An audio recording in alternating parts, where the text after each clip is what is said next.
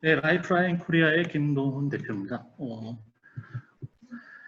예, 저는 지금 저희 만으로 한 20년 넘었고요.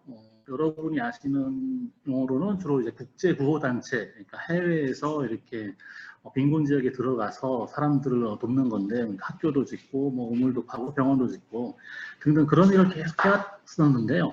그런데 이제 재난이 발생하게 되면은 저희가 어쨌든 사람들을 돕는 일을 하다 보니까 그 관련돼서도 이제 활동을 좀 안 할 수는 없거든요. 그러다 보니까 여러 재난 현장들을 이제 직접 가게 됐고, 국내에서도 재난이 생겼을 때 현장을 이제 가게 되다 보니까 2014년 세월호 때도 이제 현장에 있었고, 작년에 강원도 산불 때도 현장에 있었고 해가지고 국내에서 계속 활동을 해왔습니다. 그러다 보니까 이제 재난과 관련돼서 여러 가지 좀 경험들을 이제 알게 됐는데, 오늘 주제는 뭐 기후변화와 지금 재난이고요. 그래서 이게 제가 그냥 구호활동가인데 갑자기 이렇게 기후변화와 관련돼서 얘기하게 된 그런 맥락을 좀 설명을 드렸으면 좋겠습니다. 첫 번째 좀 보실 거는 요즘은 예전 같으면은 저기 기후변화에 대한 이 증거들을 가지고서 하나를 알게 되면은 그거 가지고 2, 3년 동안은 얘기해도 뭐 크게 문제가 없었는데, 요즘은 워낙 사건이 많아가지고 금방금방 지나가더라고요. 옛날 일이 돼버리는데, 이것만 하더라도 2019년 초에 2020년 1월에 사우디에 있는 사막인데 눈이 내린 거죠. 네. 그러니까 눈이 내리다 보니까 갑자기 이제 낙타들은 이제 어리둥절해진 건데, 이런 것도 같은 시기에 정확히 같은 시기에 이 사우디 사막에서는 갑자기 눈이 내렸는데, 저 북쪽으로 올라갔을 때 북유럽의 핀란드에서는 거기는 이제 겨울인데 이제 사진에서 보시는 것처럼 이제 파릇파릇한, 예, 여름과 같은 이런 현상들이 발생하는 거죠. 그래서 뭐 이외에도 뭐 여러 가지 이제 사람들이 있었습니다만은, 여러분들한테 많이 알려진 내용 중에 하나가 이탈리아에 있는 베니스가 원래 물의 도시라고 좀 알려져 있었는데, 이제 막 굉장히 좀 홍수가 나가지고 유적들이 잠겨가지고 상당히 문제가 된 적이 있었는데요. 그런데 이제 사람들이 알고 있는 거는 그때 물이 많이 차가지고 그 유적들이 되게 위험해지고 사람들이 불편하다는 것까지는 알고 있는데, 그 뒤에는 지금 오른쪽 사진을 보시면은 지금 아예 또 물이 다 빠져버려가지고, 예, 굉장히 좀 이렇게 특이한 상황들이 계속 지금 벌어지고 있습니다. 그리고 이제 최근 사건 중에서 가장 유명했던 게 이제 연말에, 그러니까 실은 지금 금년 코로나가 시작되기 전에 이제 호주에서 발생했던 산불인데, 산불이 몇 달 만에 겨우겨우 꺼졌는데 그 뒷얘기들은 또 모르세요. 다 꺼졌으면 이제 다 해결이 된 건가? 그런데 뭐 사진에서 보시는 것처럼 저기 영화의 한 장면이 아닌 거고요. 실제 호주에서 찍힌 장면인데, 도시를 거대한 모래폭풍이 지금 덮치는 거거든요. 그 뒤로 벌어졌던 일입니다. 그리고 이제 우박도 떨어지는데 손바닥에 올려놓은 것처럼 우박이 굉장히 커가지고 자동차 유리창을 깰 만큼 굉장히 가공할 일을 가진 이런 상황들이 계속해서 벌어졌던 겁니다. 그러면 요거는 그러니까 금년에 초반에 있었던 일이고, 가장 최근에 무슨 일이 있었냐면, 여러분이 직접 겪고 계신 것처럼 우리나라 수해를 겪었는데, 이게 우리나라만 벌어진 게 아니고요. 당시만 하더라도 한 3,000km에 달하는 그 거대한 비구름이 처음엔 중국 가가지고 저렇게 만든 거죠. 사진에 보는 것처럼 다 잠겨놓고, 그 다음에 다시 일본으로 이동해가지고 다시 보시는 것처럼 이제 일본에서도 큰 피해를 입혔는데요. 예, 사진이 넘어갈 때까지 잠깐만 기다릴게요. 예. 그리고 그러면 중국 갔다가 지금 보시는 것처럼 일본으로 갔다가 다시 이제 우리나라로 와서 또 피해를 주는데, 왔다 갔다 또 남북으로 왔다 갔다 피해를 주는 거죠. 근데 지난 2달 사이에 있었던 일이 뭐 중국, 일본에만 있었던 건 아니고, 마찬가지로 아까 베니스에 있던 이 이탈리아 같은 경우에도 지금 물에 잠겨가지고 여러 가지 좀 피해가 있었는데요.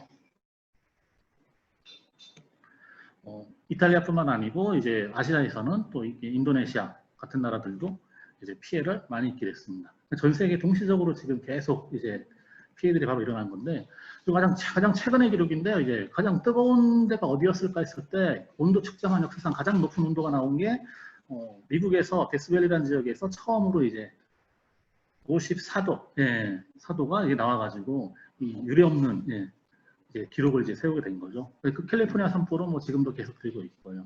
그럼 한국에서는, 예, 전 세계적으로 이런 게 한국에서는 이미 여러분들이 겪으셨지만은 저기 아파트 단지가 물에 잠기는 이런 일들을 이번에 겪기도 했고요. 그 다음에 예, 나오는 거고. 예, 지금 화면이 넘어가는 게 제 말하는 것보다 많이 느려가지고 지금 맞춤하다고 되게 힘듭니다. 목소리도 늦게 전달이 되면 딱 좋겠는데. 그리고 지금 제 집이 집이 파주에 있는데요. 예. 파주도 마찬가지로 이렇게 피해를 입어가지고 버스가 다 잠겨가지고 이제 구조대원들이 시민들을 구해내야 되는 이런 이제 상황들도 있었고요.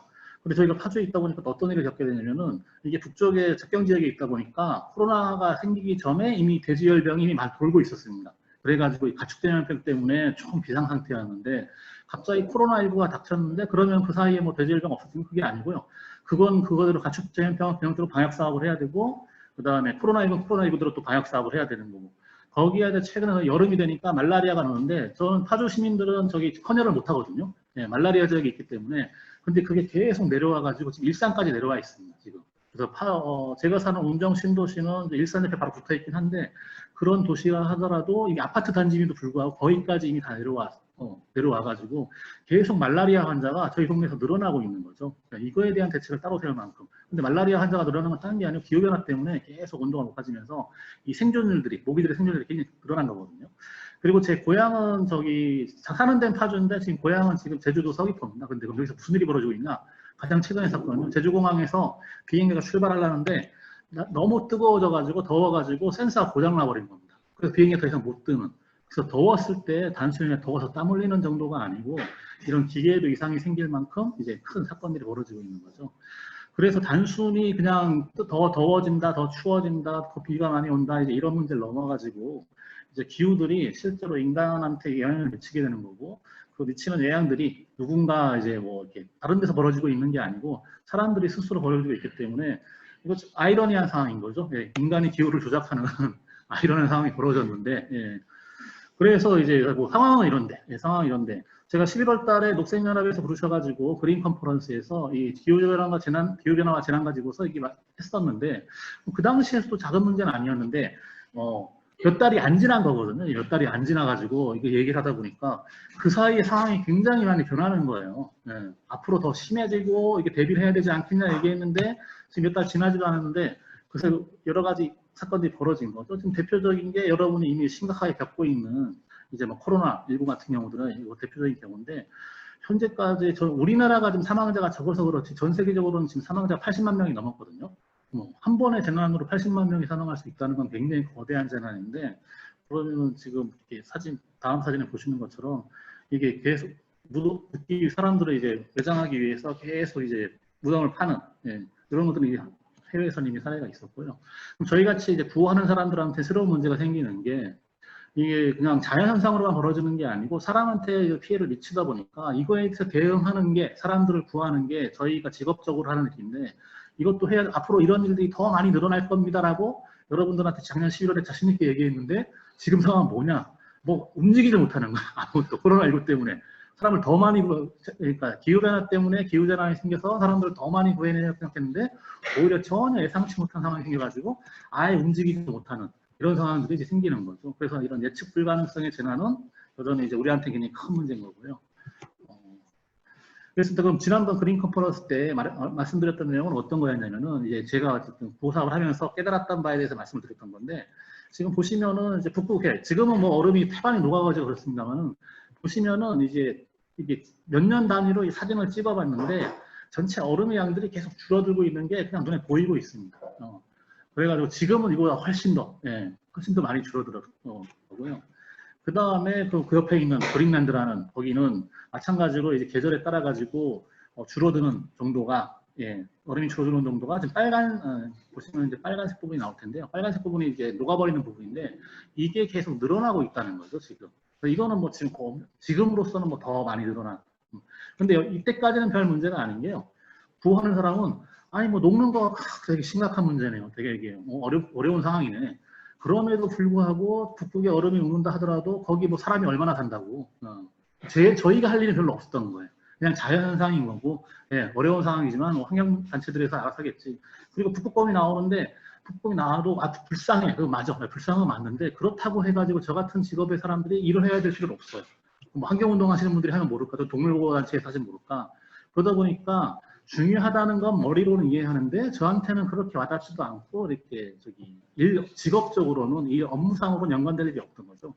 근데 이제 다른 사례들이 굉장히 많아집니다. 이제 그러니까 세월이 지남에 따라 가지고 이게 계속 녹는 거죠. 이제 빙하들이 계속 녹아요. 네. 저 나라에서 녹고 이 나라에서 녹고 여러 나라의 지금 빙하 사진들을 연속으로 좀 보여드릴 텐데요. 네.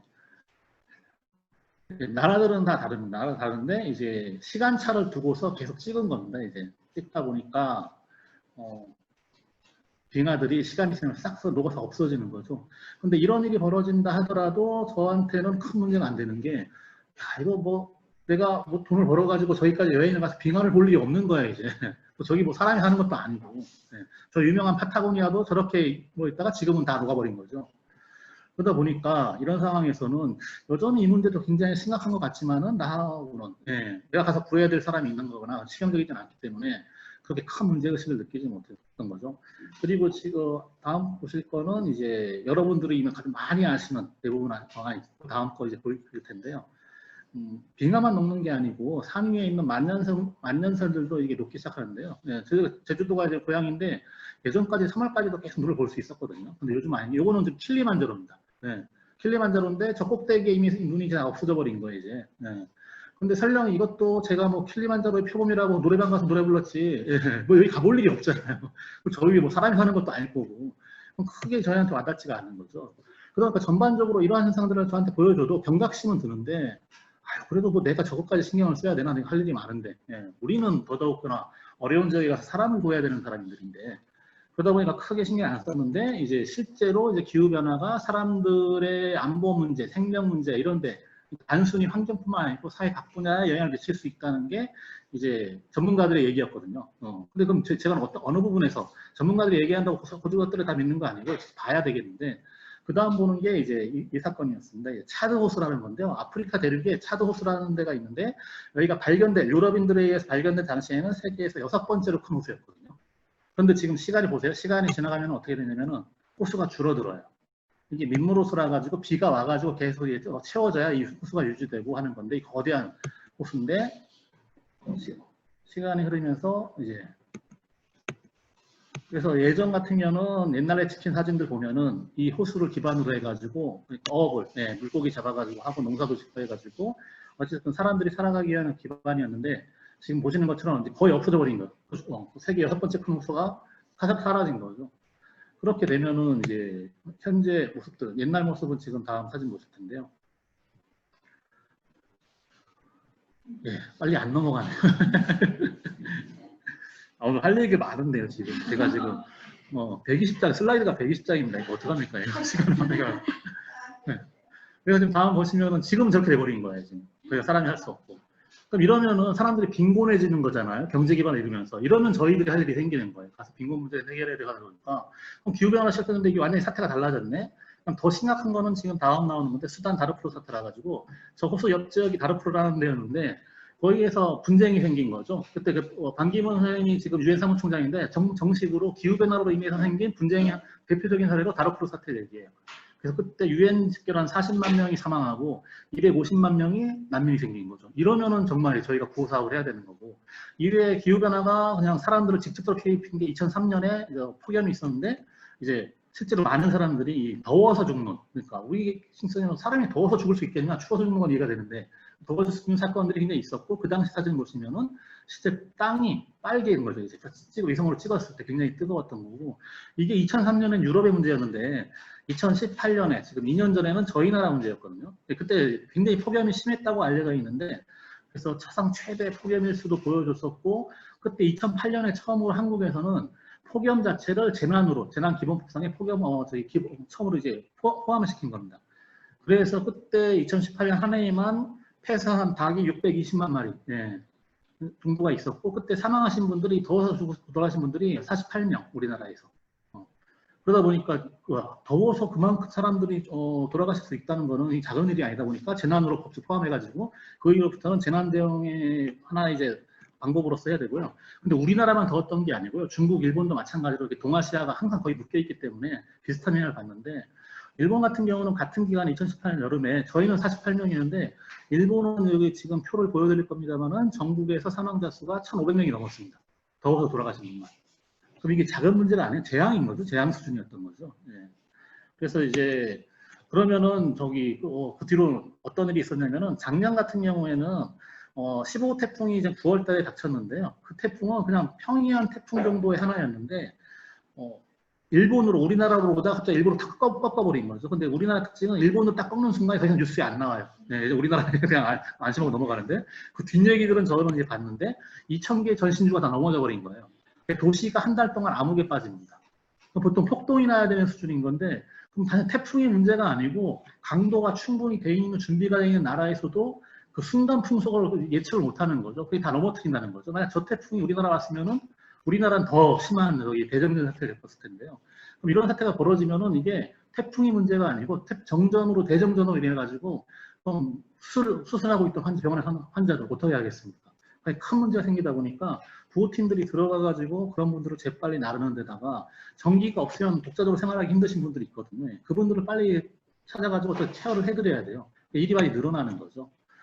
그리고 지금 그래서 이제 구호팀들이 갑자기 이제 기후 변화 때문에 갑자기 큰 일들을 많이 해야 되게 된 거고, 그 다음에 이 태풍이 15호 태풍이었는데 바로 한 달 정도밖에 안 돼가지고 15호 태풍이 일본에 봅니다. 근데 이 태풍은 이제 하기비스였는데 슈퍼 태풍이었거든요. 굉장히 큰 태풍이었는데 이것도 우리나라로 오다가 확 꺾어버렸어요. 그다음부터 뉴스가 안 되는데 일본은 지금 들이닥쳐가지고 이게 나고야 한데요.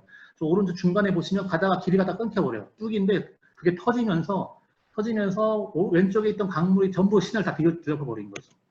그러다 보니까 그럼 시내가 뒤덮이면 이번에 우리가 뭐 이렇게 전남, 곡성, 구례 다 이렇게 되는데 이런 데 가서 저희들이 하는 일은 보트를 타고 가가지고 사람들을 이제 구해내야 되고, 물에 젖어버리면 어떻게 대피소 새로 만들어가지고 해줘야 되고, 수인성 전염병이 돌 수 있기 때문에 저기 의사들을 파견해가지고 이제 도와줘야 되는 이런 문제들이 이제 발생하게 되는 겁니다. 그리고 여러분들도 많이 알게 되는 호주 산불, 다음 화면 보면은 2019년부터 2020년에 걸쳐가지고 6개월 동안 계속 산불이 벌어졌었는데요. 근데 호주 산불이 우리한테 유명해졌던 거는 뭐 다른 거보다 큰 산불이었다는 거는 당연한 거고, 그것 때문에 이번에 동물들이 피해를 많이 입었는데 단순히 동물들만 피해를 입는 게 아니고 사람도 다치고 동물도 다치고 생태계도 다 파괴되는 거죠. 근데 그 중에 동물이 거의 1억 마리가 죽었다, 이러니나 지금 이제 끝났지 않습니까? 지금 축에서는 1억이 아니고 10억이에요. 10억 마리의 동물들이 좀 피해를 입었거든요. 죽었기 때문에. 그래서 이 문제를 해결하기 위해서 이번에 이게 호주가 영연방 국가이기 때문에 거기 호주 외에 뉴질랜드, 캐나다, 미국에서 소방관들이 파견됩니다. 이제 국제적으로. 지금 캘리포니아 산불은 마찬가지로 호주의 소방관들이 다시 파견돼요. 그쪽에. 서로 동문치가 되어 있는데, 그러다 보니까 동물만이 문제가 아니고 사람들도 불길 때문에 다 피해다 보니까 오른쪽 밑에 보는 그 사진 같은 경우는 해안에 갇힌 거예요. 산불이 계속 오다 보니까 본인을 덮치는데 피할 데가 없는 거야. 그래서 저거를 군함을 보내가지고 다 탈출시켰거든요. 전국에서 또 구호품 세도하고 이제 구호요원들을 가서 도와야 되고, 그러다 보니까 이제 단순히 산불이 산에서 불난 정도로 끝나는 게 아니고 사람들을 직접적으로 위협하는 생태계까지 파괴하는 수준까지 있고요. 우리나라의 가장 큰 사례라는 거는 작년에 있었던 강원도 산불. 지금은 뭐 코로나19 가장 큰 사건이 됐는데, 강원도 산불 같은 경우는 산불은 늘상 일어납니다. 우리나라에서 어디든지 늘상 일어나는데, 예전에 달라진 거는 저희 같은 구호팀들은 산불 났다고 움직일 일이 없거든요. 그냥 산불이 났으면 그 진압대가 가가지고 끄면 되지. 우리하고 상관없는 문제는 지금 뭐가 달라지면 기후변화 때문에 훨씬 더 대형화된 산불들이 일어나고 이게 도시를 덮치는 거죠. 작년에 그랬고 금년에 코로나 기간 중에서도 안동에 산불이 내가지고 도시를 덮쳤는데 소방관이 그저에 다 막아냈었습니다. 그러다 보니까 이제 대형 산불 자체는 이제 기후변화가 역할을 하다 보니까 저희가 현장에 가가지고 이제는 출동을 안 하던 이제 산불에서도 저희는 출동해가지고 사람들을 이제 구해내는 역할을 해가지고 해야 되고요. 그러다 보니까 지금 다음 사진 보시면 그런 활동들을 저희가 하는 것들을 이제 보실 수 있습니다. 그래서 이제 어쨌든 이제 그전에는 그냥 일상적인 잘 넘어가 버린 질문인데, 저희 같은 경우 그래서 이제 세계 경제 포럼이라는 데가 있는데 여기 가서 매년 세계를 가장 위협하는 그거를 이제 항상 보여주는데요. 제일 위협하는 게 뭐겠냐? 작년은 제가 그린 컨퍼런스 작년에 발표할 때 1, 2, 3위가 그거였어요. 이제 다 기후변화 관련되는데 그 사이에 또 몇 달이 지나니까 이제 금년께 나오지 않습니까? 금년거. 금년거 나왔는데 넘어가야 되는데 작년에는 1, 2, 3위가 전부 다 환경재난 관련되는데 지금은 1, 2, 3, 4, 5위가 전부 다가 환경 관련인 거예요. 그러니까 이제 경제인들마저도 보기에는 지금 지구를 가장 위협하는 거는 딴 게 아니고 이 환경과 관련된 문제들이 어떠한 것보다도 굉장히 중요한 실질적인 위협이라는 거를 경제인들이 이미 인정을 하는 거죠. 그거는 되게 그러다 보니까 이제 뭐 길을 정리하면은 뭐 이렇게 어떤 기후 재난이 뭔지가 기후 변화로 인한 저는 기후 재난이라고 보는데 기후 재난이라는 거는 비가 이번처럼 비가 너무 많이 오든지 이제 비가 너무 안 오든지 그래서 이제 홍수나 가뭄과 직접적으로 연관이 좀 있고요. 그렇게 되면 이거 자체는 사람의 인명이나 이 산업하고도 직접 연관이 있게 되는 거고, 그 다음에 저 태풍인데 슈퍼 태풍 넘어가 버렸네요. 예, 태풍 같은 경우 슈퍼 태풍이 온다는 거는 이제 과학자들은 다 이제 인정하는데 과연 그게 언제쯤 오겠냐. 자, 다행히도 작년까지 슈퍼 태풍 다 일본으로 꺾어버렸는데 만약에 우리나라의 슈퍼 태풍이 닥치면은 이거는 좀 굉장히 큰 문제. 지금 올라오는 태풍이 굉장히 유사한 위력을 보여주지 않을까 이렇게 걱정하는 분도 있는 건 뭐 닥쳐봐야 할 것 같고요. 그 다음에 지금 아까 말씀드린 파주에 갑자기 말라리아 모가 늘어나는 것처럼 환자가 늘어나는 것처럼 그러니까 전염병, 예, 우리 지금 감염병 중에서 전파력이 높은 건 전염병이라고 그러거든요. 예, 전염병, 동물맥의 전염병, 곤충맥의 전염병이 있어가지고 굉장히 실질적으로 역할을 높이는. 예. 그 다음에 아까 다르푸르 사태처럼 시리아 내전 같은 경우도 지금 전 세계 가장 큰 이제 내전이었는데 이것도 이제 핵심적인 이유는 아닌데요. 결정적으로 어쨌든 이 내전에도 영향을 미치고 있고 이건 좀 의외이실 거예요. 정신건강에도 영향을 미쳐가지고 기후변화 때문에 자살률이 높아져요. 아, 그럼 더워서 더 많이 자살률이 높아진다고? 웃기는 얘기 같은데요. 통계적으로 실제가 그렇습니다. 이제 그건 현실인 거고요. 이제. 그리고 이제 농사 같은 경우도 이제 그러니까 저희가 집에서 제주 서귀포가 집이라 가지고 감귤 농사 짓는데요. 이제 남해안까지 지을 수 있어요. 진짜 감귤 농사는 이게 계속 올라가고 있거든요. 그럼 우리 70 넘으신 우리 어머니가 아니 그러면은 이제 대신에 아열대 작물도 막 망고 같은 것도 이제 파인애플도 이제 제주도 나니까 그거 재빨리 바꾸면 되겠네. 이론적으로는 그렇습니다만 그 노인분이 무슨 자본을 가지고 무슨 노동력으로 그걸 재빨리 산업을 전환하겠어요. 그거 되게 이론적인 얘기인 거지. 대부분은 되게 취약계층이 될 수밖에 없고, 요거 보시는 거는 이제 우간다에서 기온이 2도만 높아져도 커피 농사가 되는 지역들이 다 없어져 버리는 거죠. 그럼 이거 이 얘기 뭐냐면 쉽게 얘기하면 여러분들이 예를 들어 김밥 천국의 김밥을 지금 뭐 3,500원, 4,000원 비싸게 사는데요. 앞으로 무조건 기본이 5,000원인 겁니다. 네, 5,000원 이하의 김밥을 볼 수 없게 되는 그런 시대가 와도 이상하지 않은 거죠. 농업에도 책임적인 태양이 있기 때문에.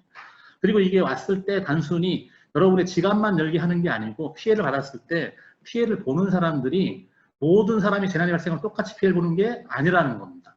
힘든 사람이 더 하고 이번에 코로나19 때문에 코로나19로 인해서 우리 사회에 약한 물에 드러났다고 하는데 거의 다 재난약자들의 얘기인데요.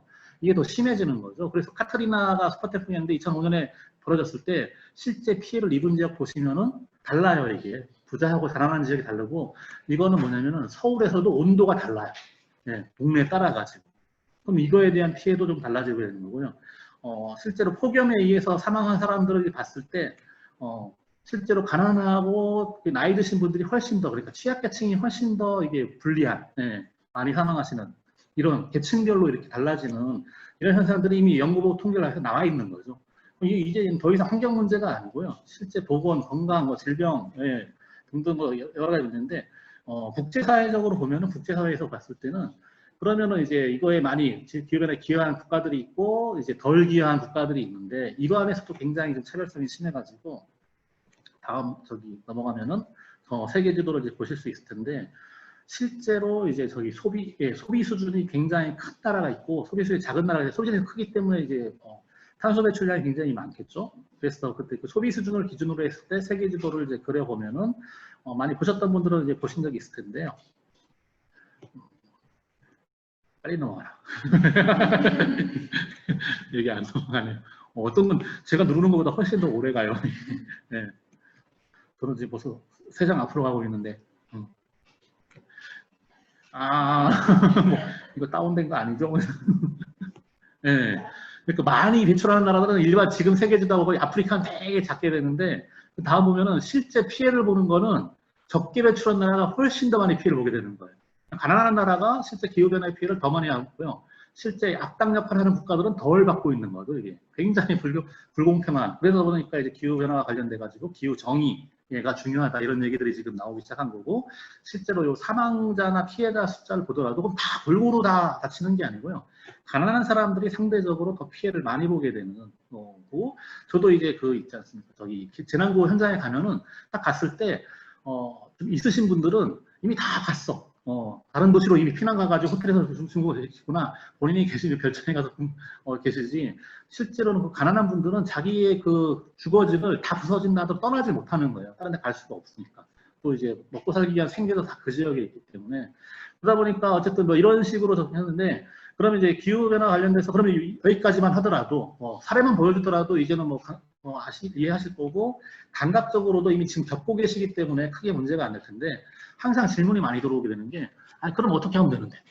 어떻게 하면 되는데? 이거는 모든 기후변화와 관련된 활동하시는 분들한테 고질적인 문제 텐데요. 제가 재난이기 때문에 기후변화는 적응과 감축, 적응과 완화 이 두 분야가 있는데요. 여러분들이 주로 하시는 거는 완화, 감축, 아예 기후변화를 막기 위한 활동이 많고, 그러다 에너지 전환 얘기하고, 그래서 이제 여러분의 활동이 집중이 돼 있는데, 저희 같은 경우는 그쪽보다는 저희가 뭐 재난을 막으려고 그러는 거지 기후변화 자체를 막는 게 저희 핵심이 아니다 보니까 어차피 여러분이 하신 일들 때문에 기후변화의 피해를 받을 수밖에 없는 진전된 그 국면이 있는 거고요. 그게 가난한 사람들한테 훨씬 더 피해를 많이 끼치기 때문에 이 방식으로 어떻게 완화시킬 것인가, 어떻게 적응할 수 있을 것인가, 기후재난은 어쩔 수 없는 거고, 그래서 여러 가지 아이템들을 이제 고민하게 되는 겁니다. 네. 그래서 제가 다 답을 가지고 있는 건 아닌 거고요. 그런데 이제 몇 가지 생각을 해본 거죠. 그래서 이제 이런 것들이, 이러한 새로운 사례들이 여러분과 한번 같이 고민해보고 실제 저는 이제 하려고 드린 건데요. 하나씩 좀 이제 설명을 좀 이제 드려보면요. 첫 번째 한 7가지 솔루션 정도 생각해봤는데, 하나는 생존 빌딩 계획이라고, 이게 재난과 관련된, 기후변화인데 재난과 관련된 솔루션들인데, 빌딩 자체를 어쨌든 기후변화나 기후재난에 강한 빌딩 만들기 위해 가지고 에너지 전환과 관련이 돼 있어야 보니까 그 빌딩 자체를 에너지 방식으로 소비하는 것을 바꾸는 거죠. 그럼 이 아이디어는 이건 실제 기술이 있는데요. 엘리베이터가 위아래로 왔다 갔다 하지 않습니까? 그 왔다 갔다 하는 거를 아예 에너지로 전환시키는 거예요. 그래서 그 에너지로 다시 또 돌리는, 이건 우리나라에서 개발된 기술인데 뭐 실제 존재하는 거고요. 이 정도 기술, 그러니까 많은 분들이 이제 개발을 하고 있는 거죠. 그 다음 좀 봐야 될 거는 실제 우리나라 강남의 이 근처에 제가 강의하는 근처에 있는 건물인데요. 태양광 자체하고 건물하고 일체화되어 있어요. 그래서 이제 보통은 건물에다가 막 이렇게 설치하는 정도인 건데 아예 지을 때부터 이렇게 하는 경우도 있고, 우리가 막 크게 참고해 볼 거는 지금 다음 볼 때 일본의 그린 뉴딜 기금인데, 우리가 그린 뉴딜 정책에 대해서 얘기하는데 일본 같은 경우는 아예 몇 년 전부터 지자체, 정부가, 중앙정부가 지자체가 다 그린 뉴딜 기금을 만들어서 지자체가 배분해 줬는데, 이게 다 어디 쓰였냐면은 재난 났을 때 관공서들이 재해대책본부로 쓰이고 학교가 대피소 쓰이는데, 그러한 대부분의 공공 재난 대피 시설들을 전부 다가 축전 시설로 바꾸는 거예요. 그러니까 이런 태양광을 설치해가지고 비상시에도 거기에 가면은 전기가 다 들어와가지고 활동할 수 있게. 그러다 보니까 지자체마다 동사무소를 먼저 바꾼 데가 있고, 학교들을 다 바꾼 데가 있고, 사회복지시설이나 노인 요양시설들을 전부 다 에너지 축전 시설로 바꿔가지고 태양광을 통해 가지고 하다 보니까 이게 하나의 산업도 되는 거고, 이제 학교에서 환경교육도 되고, 이제 모든 주요 공공시설들을 이제 에너지 전환시키는, 이런데 집중적으로 그린 뉴딜 기금을 해서 그 계획이 그린 뉴딜 계획이었거든요. 우리나라에서 이보다 훨씬 더 넓은 계산을 얘기하는데, 제 입장에서는 재난 분야에 있어가지고 재난시설들을 어쨌든 에너지 전환시키는, 이런데 해야 기후재난에도 이제 대응이 가능한 그런 게 있고요. 그 다음에 커뮤니티 가든 계획이라는 거는 일본의 사례가 이렇게 발달되어 있는데, 도시 곳곳마다 저런 정원들을 시민들이 나와서 하게 되는데, 이게 재난하고 관련이 있던 거예요. 보통 환경 문제 때문에 보통 우리나라에 많이 하시는데, 대재난이 발생하고 나서 지역 재생을 해야 되면서 어쨌든 사람들이 계속 뭔가 일거리를 줘야 되다 보니까, 그럼 아예 하는 김에 저런 식으로 곳곳을 다 이제 녹화시키는 작업들을 하게 되고, 이거 자체가 기후변화 완화에 있어가지고 하나의 방법이 될 수 있기 때문에 하게 되는데, 이게 일본에만 그랬던 건 아니고 지금 우리나라에서도 지난번 작년 강원도 산불 직후에 강릉에서는 이 작업을 했었어요. 다 불에 타서 했는데 여러 가지 복구 사업을 하잖아요. 그래서 강릉시 자원센터가 중심이 돼가지고 후원을 받아가지고 다 심는 거예요. 불타버린 집들 그 자리에 정원들을 하려는 가드닝 프로젝트를 했었거든요. 자원센터에 와가지고. 그러다 보니까 이게 단순히 뭐 이렇게 채소를 키우거나 농업을 하거나 꽃을 키우는 문제를 넘어가지고 이게 재난 방비나 재난 복구 하나의 수단이면서 이제 경제적인 활동의 하나, 그래서 자원봉사 활동이 되는 이런 것들이 있고, 이런 게 좀 더 발전하게 되면은 옥상 정원이나 수직 정원, 일본에서는 녹색 커튼 운동이라 그러는데, 건물 자체를 전부 다 녹화시켜 버리는 이런 것들을 공공시설에서, 아까 공공시설에 축전 시설을 하고 있는 것처럼 아예 녹색 커튼을 만드는 작업들을 지금 많이 진행하고 있습니다. 또 사진이 안 넘어가서 잠깐만 기다려요. 제가 거의 다 사례를 얘기하는데 전부 다 사진을 가져오다 보니까 사진을 딱 보면은 제가 설명 안 해도 확 눈에 들어오는데, 이 녹색 커튼 사업이 건물을 통해서 이렇게 만들어 버린 겁니다. 학생들이 이제 하는 거죠. 같이 이제 매번 수업처럼. 그리고 도시 홍수가 계속 이렇게, 이번에 수해도 그랬지만 비가 많이 오면서 콘크리트 때문에 땅속에 스며들지 못하니까 홍수로 발전해 버리는데, 요거라고 해서 우리나라 같은 경우도 빗물 저장 시설들 곳곳에 크게는 아예 지하에다 거대한 터널 만들어서 하는 것부터, 이제 해외에서는 저기다가 이게 집집마다 건물마다 또 새로 짓는 건물은 전부 다 빗물 저장소를 할 수 있게 이런 식으로 해가지고 뭐 수원 같은 경우 레인시티 계획이라 그래가지고 이런 것들을 진짜 해보고 있는 거고요. 그 다음에 이제 또 채식을 하자 그러는데 단순히 채식을 하자 그러면 여러분의 건강을 위해서 채식을 할 수도 있는데 문제는 딱 나갔을 때 밖에 나갔을 때 뭐 채식에 기반 인프라가 있어야 가서 식당이 있어야 먹지 않습니까? 그러다 보니까 비건 산업 자체를 굉장히 산업적으로 진흥시키는 이런 것들도 사실 하나의 방법을 생각해 볼 수 있는데 왜 그러냐 그러면은 이 여론조사 그러니까 설문조사 한 걸 보면요. 이 비건 하시는 분들이 실제로 이게 친환경 식품 매장 이용하는 거나 저친환경 모빌리티 이용하는 거나 건강을 했을 때 반응들이 훨씬 더 뜨거운 거예요. 이분들, 이 인구가. 굉장히 인구가 늘어나고 있는데 그렇다면 이분들 인구는 굉장히 우리 활동하는 데 있어가지고 우선적으로 섭외해가지고 같이 해야 되는 그렇게 되는 거죠. 그러니까 시장에서는 이미 분석이 끝나가지고 굉장히 빨리 진행되고 있거든요. 그래서 편의점들도 지금은 또 채식 메뉴 만들잖아요. 계속 매출이 늘어나고 있는데 이런 걸 보신 거죠. 그렇다면 사회운동 차원에서 그렇게 되고 그 다음 재난생활기술이라는 건데요. 이번에 마을재난학교를 만들어야 된다 이런 얘기들이 많아가는데 요거는 저거 그 기업 중에서 그 무인양행 다음 화면 넘어가야 되는데 저기 무인양행이라는 회사가 만드는 이제 뭐 방제 철학이 있는데요. 다음 거 보시면 나오는데 방제 재난을 막는다는 거는 세 가지인 거예요. 물품이 있어야 되고 그다음 지식이 있어야 되고 스킬이 있어야 돼요. 세 가지가 있어야 돼요. 그래서 이 중에서 이 무인양행 물품을 갖다 대요. 여러 가지 물건을 만들어서 계속해서 진행을 하시는데 저는 물건을 안 하고 요 스킬이나 지식을 계속 하는 건데 요 세 가지가 합쳐진 방법들을 만들어야 되는데 어떤 것들이 있었을까? 저희 생각은 재난생활기술, 재난생존기술뿐만 아니고 재난생활기술이라는 거를 공동체마다 축적하게 되면은 이런 재난 위기가 왔을 때 여러 가지 방식을 쓸 수 있는데 그러다 보니까 뭐 예를 들어 보면은 어떤 건지 이제 금방 이해가 되시는데요. 뭐 서바이벌 이런 것들은 뭐 그게 있긴 한데 그걸 말씀드리는 건 아니고요. 예, 말을 천천히 하면 커피 있잖아요. 여러 가지로 마스크 만든 겁니다. 그 다음에 예. 요거는 이제 지금 마스크를 다 오래 쓰고 있으면은 이제 귀가 아프게 되는데요. 요걸 막기 위해 가지고 만들어진 거는 다음 사진에 나옵니다. 사람들이 창의적으로 막 찾아내가지고 만들고 요즘은 최근에는 회사에서 어떤 회사에서 정식 생산한 건데요. 예, 그 박스에 저기 손잡이를 떼가지고 만든 거예요. 지금 아예 제품으로 나와 있어요. 예. 하나 이게 아이디어인데 이제 굉장히 중요한 이제 그리고 실제 해외에서는 이렇게 나와 있어요. 뭐 CDC, 미국의 CDC가 그러니까 아까 커피 여러 가지 만드는 방법이 다 설명돼 있고요. 그러니까 지금은 주변에 있는 페트병, 뭐 비닐봉지, 종이박스 여러 가지 물건들을 가지고서 필요한 물품 만들어내는데 쓰레기 봉투로 지금 나와 쓰레기 봉투로 방호복을 만들 수 있어요. 그리고 플라스틱 페트병 가지고 페이스실드 제가 쓰고 있는 페이스실드 만들 수 있고 이런 모든 기술들을 전부 다가 마을에 이전시켜 버리는 거죠. 사람들한테 극단적인 상황에서도 본인들이 할 수 있는. 그리고 진짜 우리나라에 많이 쓰이고 있는 것 중에 하나가 지금 다음 보시면 나오지만 손쉽게 해야 되는데 손쉽게 교육을 해야 되는데 이것들을 굉장히 직관적으로 하기 위해서 안 그러면 맨날 이거 그림으로 보고 설명 들어봐야 난 내 습관대로 30초 절대 안 짓는데 네.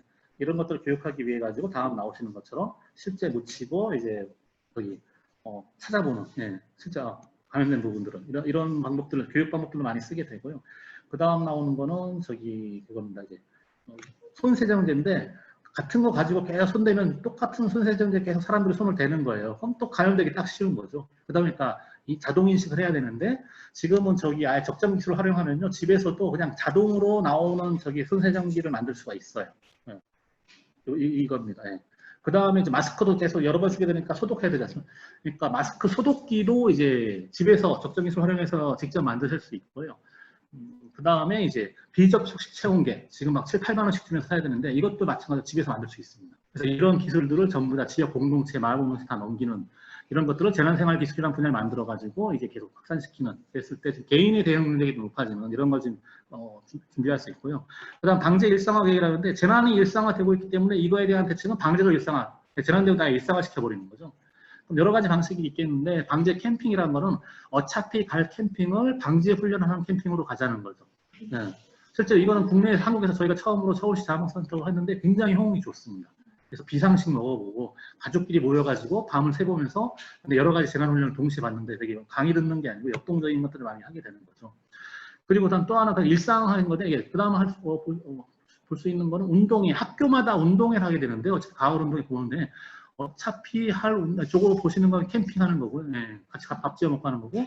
그다음 운동회 같은 경우는 어차피 할 운동회, 어차피 할 체육대회 전부 다 같이 방제형으로 하자, 방제 종목으로 합시다. 그래서 어차피 경쟁으로 하지 말고 같이 살아야 되니까 줄 쫙 써서 불 꺼야 되니까 다 물을 나르는 방식 한다든지 아니면 그 있지 않습니까? 불이야 소리 질러야 되니까 소음 측정기 딱 앞에 대고서 불이야 소리를 질려가지고 저기 뭐야 데시벨이 높은 사람이 이기는 거야. 이런 식으로 온갖 운동의 프로그램을 만들고 최근에 이번에 지자체에서들 하려고 했는데 폭염이 올 거 예상해가지고 그걸 어떻게 해야 되겠냐? 안 되니 코로나 때문에 모이면 안 되니까. 양산 쓰기 운동을 했더니 이 양산 쓰기 운동의 효과는 양산은 되게 효과가 있는데 핵심은 뭐냐면은 남자도 양산을 쓰는 문화를 만들어야 되는 거예요.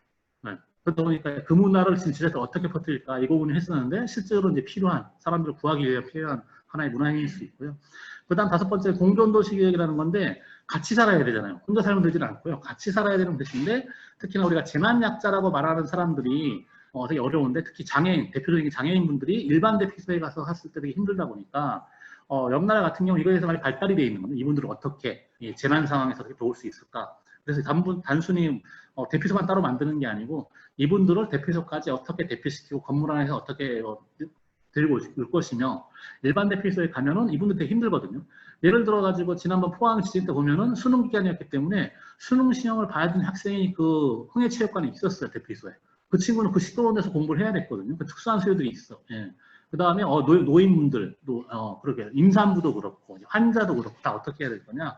그런 분들을 위해 가지고 복지대피소라고 그런 특수한 수요를 가진 분들만 따로 모아가지고 이제 운영하는 이런 방식들이 이제 해외에서 있는데 우리나라는 아직 없고요.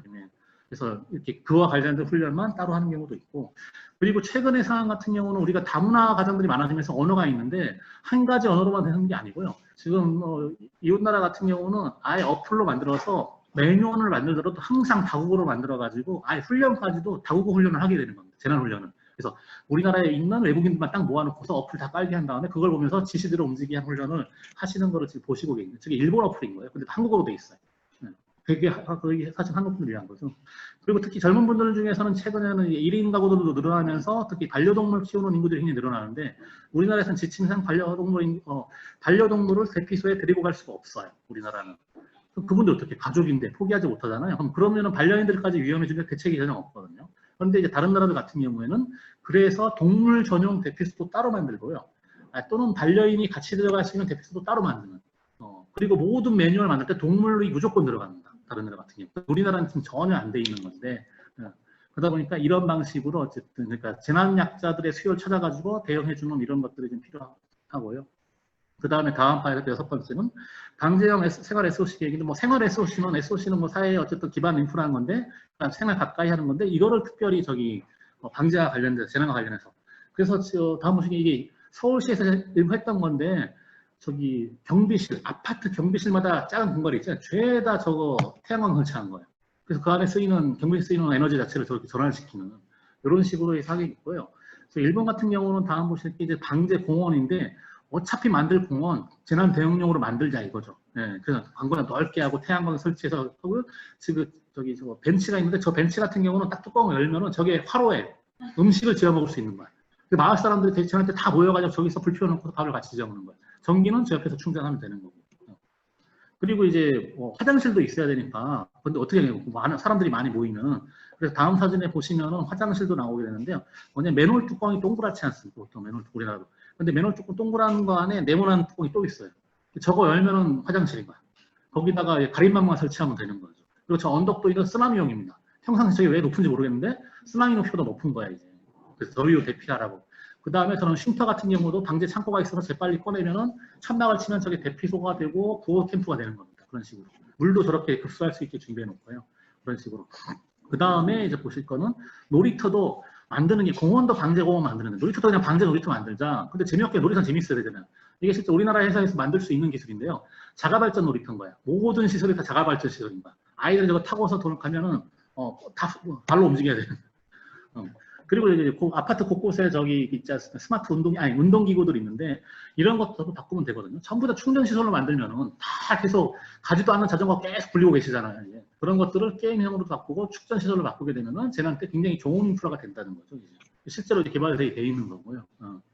그 다음에 스마트 정류장 이건 최근에 적용됐는데 미세먼지 때문에 하는데 근데 스마트 정류장이 그냥 버스 시간 알려주고 이걸 넘어가지고 이제 환기, 미세먼지 또는 재난 때까지도 다 적용이 가능한 그런 정류장이 만들어지고 있고 이걸 태양광을 활용해가지고 저거 자체가 이제 독립전원으로 분산형 전원으로 독립적인 전원을 이제 확보할 수 있는 이런 거로까지 지금 발전이 되고 있다는 거죠. 그래서 이걸 아직은 다들 뭐 특정 지자체에서 한번 실험들을 해보고 있는 거고 이게 잘 되면 더 퍼지는 이런 방식으로 좀 되고 있는데 제 생각에는 이런 것들을 전면적으로 채택해서 도시 하나 자체를 통째로 이제 방제 도시로 만들 수도 있는데 요거는 뭐냐면은 버스가 옆에 지나가지 않습니까? 그 버스 바람으로 풍력을 돌리는 거예요. 발전기를. 예, 버스 확 지나가면 확 돌아가요. 이게. 그 힘으로 지금 발전하는 실제 해외 사례가 있는 건데 이제. 그리고 이제 그 다음 보실 거는 이제 방제 아까 놀이터도 있고 방제 공원도 있는데 우리 어머니도 키즈 카페 많이 가시잖아요. 어차피 가는 키즈 카페, 방제 키즈 카페 하나 가잖아요. 디자인을 전부 다 방제에 도움이 되는 재난대응 도면 그런 걸 디자인을 바꾸면 되거든요. 일본은 개념적으로 존재하는데 아직은 한국에서도 만들어보지 못해가지고 어쨌든 기회가 되면 한번 만들어 보려고 하고 있습니다. 그럼 이거 지금 아마 마지막으로 하나 더 두 개 더 있네.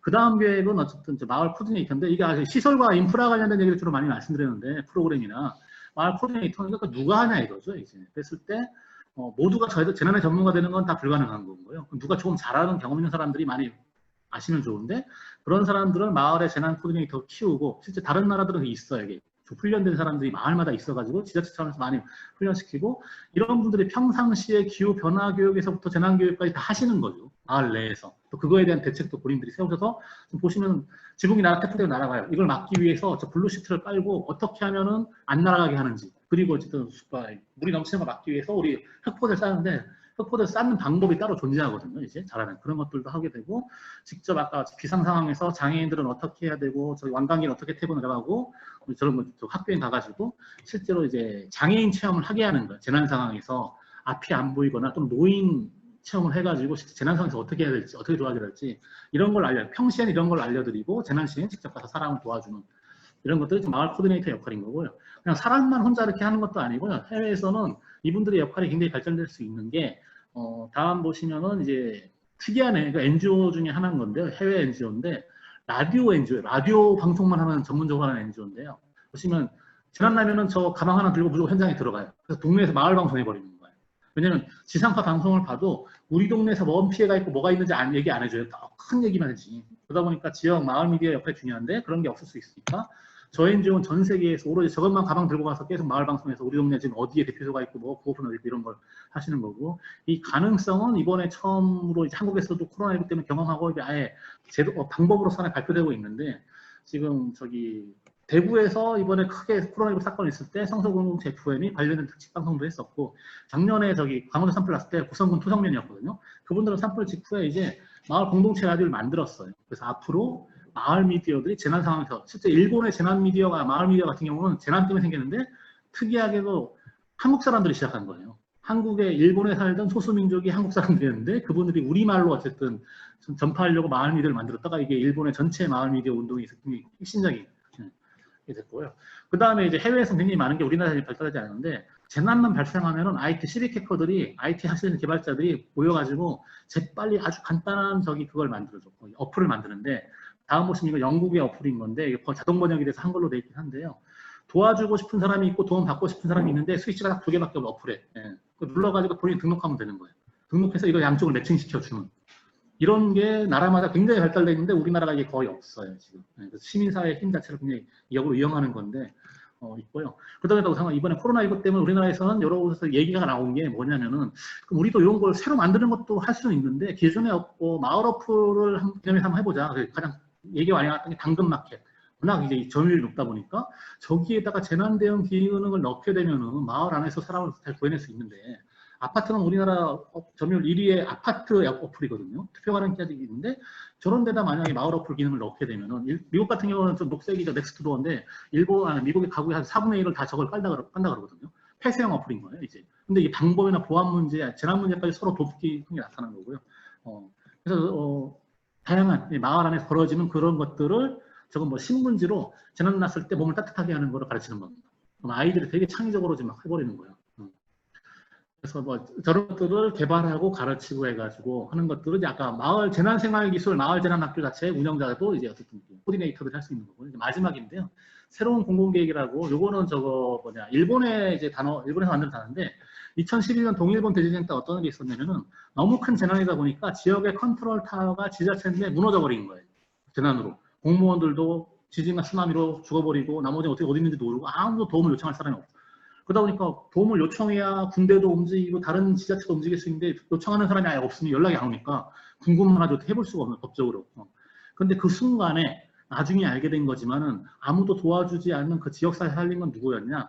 그 지역에 존재하는 다양한 형태의 이제 있잖아. 그럼 사회복지기관, 자원봉사 모임, 저기 마을 미디어, 문화예술단체, 청소년단체, 사회적 경제조직, 주민자치 온갖 실모임들이 있는데 이분들이 원래 재난을 목적으로 만들어진 게 아니기도 불구하고 딱 그 상황이 되니까 본인들이 누가 시키지도 않았는데 다 나서가지고 사람들 구해내는 거죠. 또 돌봐주고. 그래서 딱 시간이 지나고 딱 보니까 정부 입장에서는 원래 공공이 해야 되는 역할인데 규모가 큰 재난일 때는 정부가 다 감당을 못해요. 그 빈틈을 그러한 시민 모임 조직들이 나가가지고 다 알아서 시키지도 않아도 다 하는 거죠. 그럼 너희들이 공공의 역할을 했어, 재난 때. 그럼 너희들한테 이름을 새로 붙여줬어. 우리는 원래 공공, 니들은 새로운 공공. 새로운 공공이니까 우리가 너희들을 파트너로 선택한 거야. 그래서 우리 정부는 두 가지를 해야 돼. 하나는 원래 우리 정부니까 우리의 재난 대응책을 이렇게 고도화시키는 건 당연히 해야 되는 거고, 나머지 하나는 우리 새로운 파트너가 된 여러분들, 시민사회 새로운 공공을 계속 진흥시켜주는 거죠. 그 상황이 발달했는데, 그래서 우리도 이제 코로나19 때 이게 나타난 거예요. 예, 사회복지기관, 봉사모임부터 해가지고 저기와 시민단체까지 재난이 자기 목적이 아닌데 딱 터지니까 대구 경북 같은 데서 활동을 하는 거죠. 그러다 보니까 이제 지금 필요한 건 지금 얘기를 횡단적 조치라 그러는 건데요. 만약에 이런 한 지역사회 내에 다양한 중간적이 있잖아요. 이게 다양한 아까 사회적 경제조직, 자원봉사, 사회복지, 여기 주민자치인데 이걸 다 횡으로 연결하게 되면은 이거 자체가 사회 안전망이 될 수 있지 않겠냐. 그래서 해외는 이미 이런 것들이 다 준비되어 있는데 우리한테 생소한 건데 아직은. 왜냐면 다 따로 우리 환경운동하는 사람, 우리 인권운동하는 게 다 분리가 돼 있었는데 이게 아니고 재난을 소집 다 연결하다가 평상시 움직이는 게 아니고요. 그냥 재난 났을 때 이건 재난이야. 공동체가 위기였어요. 때로는 경제적 위기일 수도 있고 또 심리적 위기일 수도 있고 이거는 재난으로 인한 위기, 물리적 위기인 거죠. 우리가 다 나서가지고 해야 된다는 거죠. 대신해줄 재난구호단체 정부 이거 능력이 부족하기 때문에. 그래서 각각의 단체들이 횡단적 조치를 할 수 있는 그런 구조를 만드는 게 새로운 공공인 거고, 그런 데서도 재미있는 게 이제 기업 같은 경우는 영리기업, 시민단체 그렇게 한다 하더라도 영리기업도 이제 새로운 역할이 나왔던 게 몇 가지 사례를 보여드리면은 다음 화면에 나오는데요. 일본 같은 데는 어떤 사례가 있으냐면 그 옆에 보면 세븐일레븐 보이는데 재난이 터지면은 재난 터졌는데 사람들이 줄을 섰어요. 그 앞에. 문을 닫은 게 아니고 재난이 터지면 문 좀 열고서 지나가는 사람한테 물건을 주게 돼 있어요. 그거에 대한 보상을 국가가 다 해줘요. 그래서 구호 사업을 편의점이 하는 거예요. 네. 오른쪽 밑에 있는 그 트럭 행렬은 이삿짐 센터예요. 이삿짐 센터들이 그 트럭 다 가져와가지고 구호금 싣고서 재난지역으로 계속 이동하게 되는 겁니다. 그러니까 평상시에 가지고 있는 능력들을 그러니까 뭐 기부금 내고 임직원 자문사령을 넘어가지고 기업이 본래 가지고 있는 역량으로서 재난에 대응하는 그러니까 시민사회가 모여가지고 새로운 공공을 만들고 기업이 이러한 방식, 소셜인터넷 방식을 다 모았을 때 예전엔 보완적인 역량이고 웬만한 건 다 알아서 하셔야 되는 건데 이제 국가가 알아서 이렇게 재난구호를 했던 건데 앞으로 시대에서는 예측 불가능성의 재난이기 때문에 매뉴얼대로 잘 안 될 거고요. 그다음 워낙 대규모 광역 재난들이 많이 일어나기 때문에 정부 힘만으로 안 해서 우리 스스로 같이 대응해야 되는데 보세요. 이번 사진이 유명해졌던 사진인 건데 아무리 큰 재난이 일어나도 사람들은 먹고 살아야 되는 거예요. 이제. 그러다 보니까 이 문제를 해결하기 위해서는 한쪽에서는 기후변화를 막기 위한 그런 노력도 필요한데 당장 눈앞에 있는 사람들 서로를 구하기 위해서는 이제 도와주는. 근데 이제 굉장히 많은 기술적인 방법론도 있고 뭐 여러 가지 철학적인 접근도 있을 텐데 이전의 경험들을 봤을 때 핵심은 저기 그겁니다. 이 많은 내용 중에서 딱 하나만 남기라 그러면은 제일 중요한 게 뭘까요? 그러면 현재까지 재난이 났을 때 사람들을 살려주는 건 딴 게 아니고 옆 사람이 도와주고 옆 사람이 우리 살려주는 거고 그러다 보니까 얼굴이 보이는 관계를 만들어야 된다 이런 건데 일종의 우리나라 말로 하는 요즘 하는 느슨한 연대 같은 건데요. 어떤 아까 새로운 공공처럼 기관들끼리 평상시에 굳이 만날 이유가 없어요. 근데 연결만 돼 있어도 얼굴만 알고 있어도 재난 상황에서는 공동체이기 때문에 뭐 같이 해봅시다 그러면 움직이거든요. 그런데 만약에 전혀 모르는 사이야. 근데 재난에서 뭐 해봅시다 그러면 잘 안 움직여요. 이거는 다른 나라의 경험도 그랬던 거고요. 그다음에 최소한 가까우면 좋은데 가깝지 못하더라도 얼굴을 알자. 근데 이게 기관 차원뿐만 아니고 개인도 옆집 사는 사람하고 얼굴이라도 알고 있으면 급한 상황에 내가 엄마야, 아이가 빨리 피난시켜야 돼. 옆집 아저씨 지나가잖아. 아저씨 우리 아이라도 살려주세요 하면은 아는 사이면 도와줄 거예요. 근데 전혀 모르고 사는 사이인 거야. 그럼 안 도와줄 가능성이 있다는 겁니다. 그러다 보니까 옆집 사람하고도 최소한 얼굴이 보이는 관계, 개인 차원에서 기관 차원에서 사회 차원에서 이 관계를 만들면은 어쨌든 재난 대응에 있어 가지고 기본이 일단은 시작이 될 수 있다는 내용이었습니다.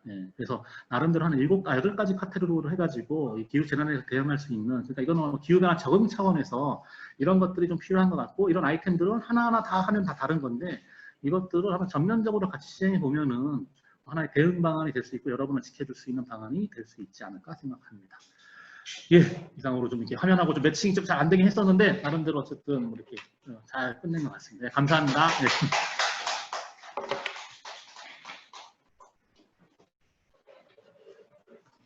예. 네, 감사합니다.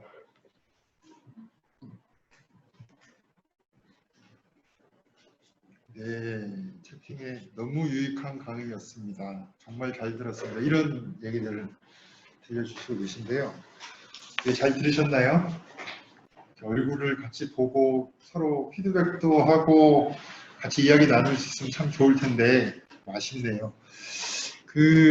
저희가 강의를 1시간 조금 1시간 정도 이렇게 쭉 해주셨는데 앞부분에서는 이제 전 세계 각지에서 벌어지는 기후 변화로 인한 재난들에 대해서 얘기해 주시고 여러 사례들도 이제 얘기해 주셨고 뒷부분에서는 그러면은 무엇을 할 수 있는가 또 어떤 대비들을 하고 있는가 어떤 게 필요한가 이런 얘기들을 해주신 것 같아요. 그래서 흔히 우리가 생각하듯이 이제 뭐 기후 변화가 이러니까 우리는 뭐 온실가스를 감축하거나 여러 가지 이제 대비를 해야 된다라는 게 기후 정책에 있어서 일단 감축이라는 한 축이라고 하면 오늘 이야기 나눠주신 거는 이제 소위 적응 대응이라고 불리는 이러한 재난이 이제 가속화되는 시기에 우리는 우리의 안전과 안전을 지키기 위해서 어떤 준비가 필요한가 이런 얘기들을 중심으로 해주신 것 같아요. 굉장히 다른 데서 들어보기 힘든 좀 어떻게 보면 유익하기도 하고 새롭기도 하고 그런 내용이었던 것 같습니다.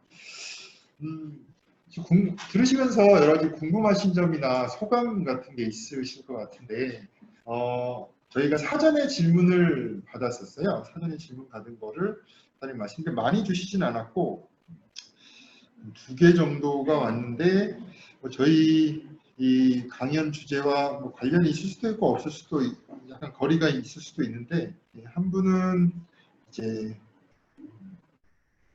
환경보호를 위해 작은 것부터 시작한다면 어떤 게 효과가 있을까요? 이런 질문은 굉장히 크면서도 이렇게 다소 이제 추상적일 수도 있고 광범위한 질문을 하나 주셨는데 뭐 선생님 뭐 주제와 맞닿아 있기도 하고 조금 거리가 있기도 하지만 선생님 보시기에 이런 질문을 받으면 어떻게? 그러니까 이게 정석적으로 얘기하면은 이렇게 생활 습관을 많이 바꿔야 되는데, 그러니까 개인적으로 좀 경험상 저는 저기 기후 변화나 또 기후 재난과 관련돼서 개인적으로 얘기하기 시작한 게 10년 좀 넘었거든요. 네.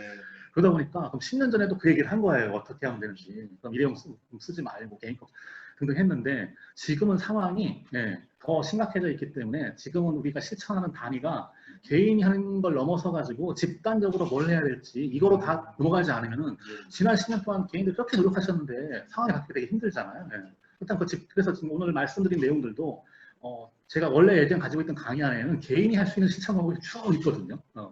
근데 지금 그걸 넘어가지고 지금 단계에서는 아까 좀 집단적으로 같이 좀 커뮤니티나 공동체나 지역사회 또는 지자체상에서 해야 될 것들 정도의 임팩트를 내지 않으면은 문제 해결이 요원하다 보니까 그런 부분들에 이제 또 집중해서 지금 말씀을 좀 드렸었습니다. 그래서 생각하시는 그거 여러분 생각하는 개인적인 그 실천 방안하고는 저하고 특히 제가 다른 거 있는 건 아닌 거고요. 이제 그보다 한 단계 좀 나가서 같이 할 수 있는 게 뭔지 생각해 볼 때가 된 것 같습니다. 네.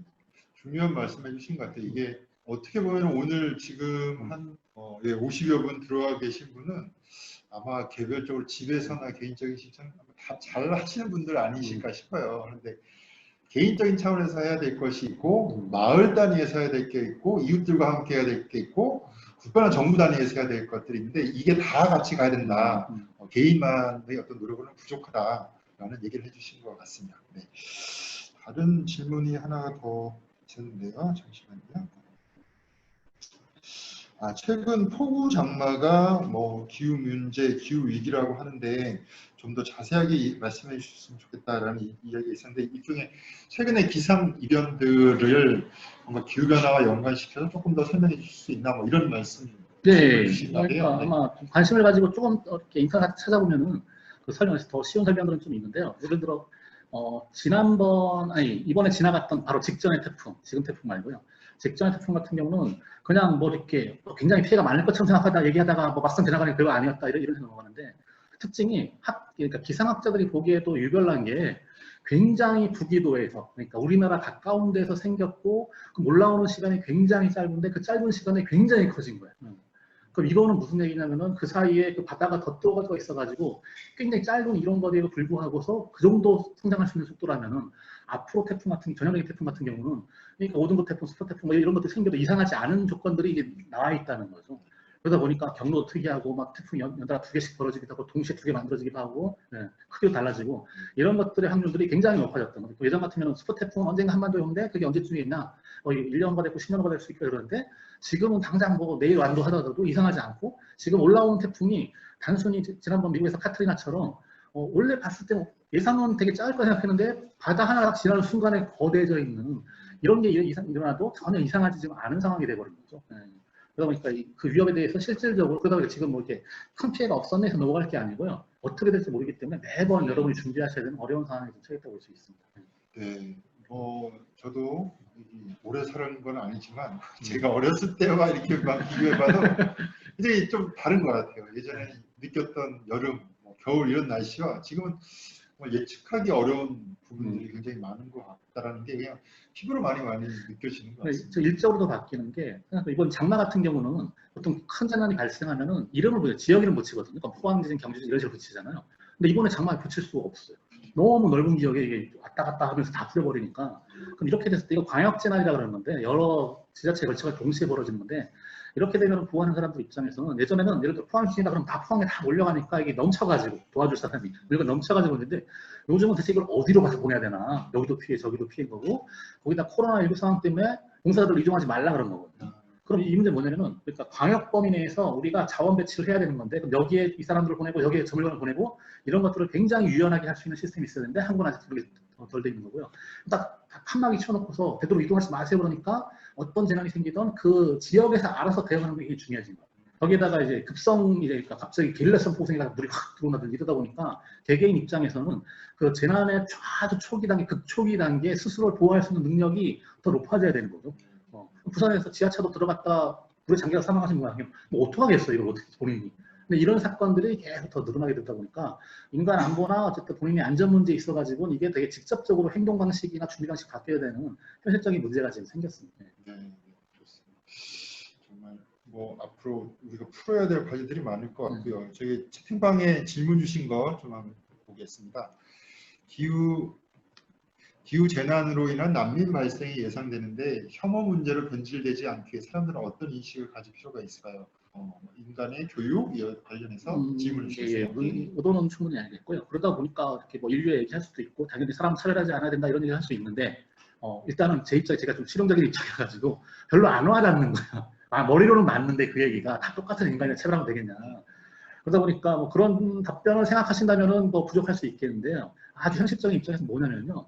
예를 들어 이번에 사건들이 코로나19 때문에 많았는데 예를 들어 이태원 클럽에서 막 확산이 됐을 때 실제로 이태원에서 문제가 생겼던 굉장히 많은 클럽이었는데 어느 언론사가 기독교적 언론사가 이게 게이 클럽이라고 얘기하는 순간에 상관이 없는 클럽도 전부 다 거기 돼버린 거예요 이제. 그러다 보니까 그 당시에 거기에 갔던 사람들 난 게이도 아닌데 그냥 갔다가 전부 다 게이 사이로 게이 취급을 당하면서 이렇게 되니까 어떻게 문제가 생겼냐면은 언론은 지들이 그러니까 마음대로 만들어냈었는데 그분들 입장에서는 숨어버리는 거죠. 방역당국은 어떻게든 다 찾아내가지고 다 검진을 해야 되는 걸 막아내야 되는 건데 이분들이 다 숨어버리니까 그럼 이게 뭐냐면은 이런 혐오나 차별 자체가 근거도 없다는 것도 문제인데 그걸로 인해 가지고 실제 물리적 방역에 구멍이 생겨버린다는 거죠. 한 명을 제대로 못 챙기면 그 한 사람한테 또 퍼지기 때문에 그래서 이 중에 이번에 우리나라 정책 중에서 안 세우다 보니까 그 사람들은 코로나 안 걸리고 그 안전판을 우리가 아무리 잘해놔도 그 사람들에서 구멍이 생기면 전체 위협이 되다 보니까 방역관리 차원에서는 차별이라는 게 있으면 안 돼요. 다 똑같은 사람인 거고 다 똑같이 해야 되는데 이제 현실이 우리의 인식이 그렇게 안 하다 보니까 그거에 따랐다가는 이거는 거꾸로 가는 거죠 이제. 그래서 뭐 인류도 다 좋고 그런데 무조건 막기 위해서는 다 똑같이 반드시 찾아내서 도와줘야 되는 겁니다. 정말 뭐 선한 마음을 갖기 이전에 재난 상황에서 우리 모두를 보호하기 위해서라도 누군가를 차별하거나 혐오할 때 결국에는 방역의 구멍이 뚫리고 우리에게 안 좋다 이런 말씀 주신 것 같습니다. 또 뭐 여기까지 질문들이 계속 주시는데요. 다음 질문은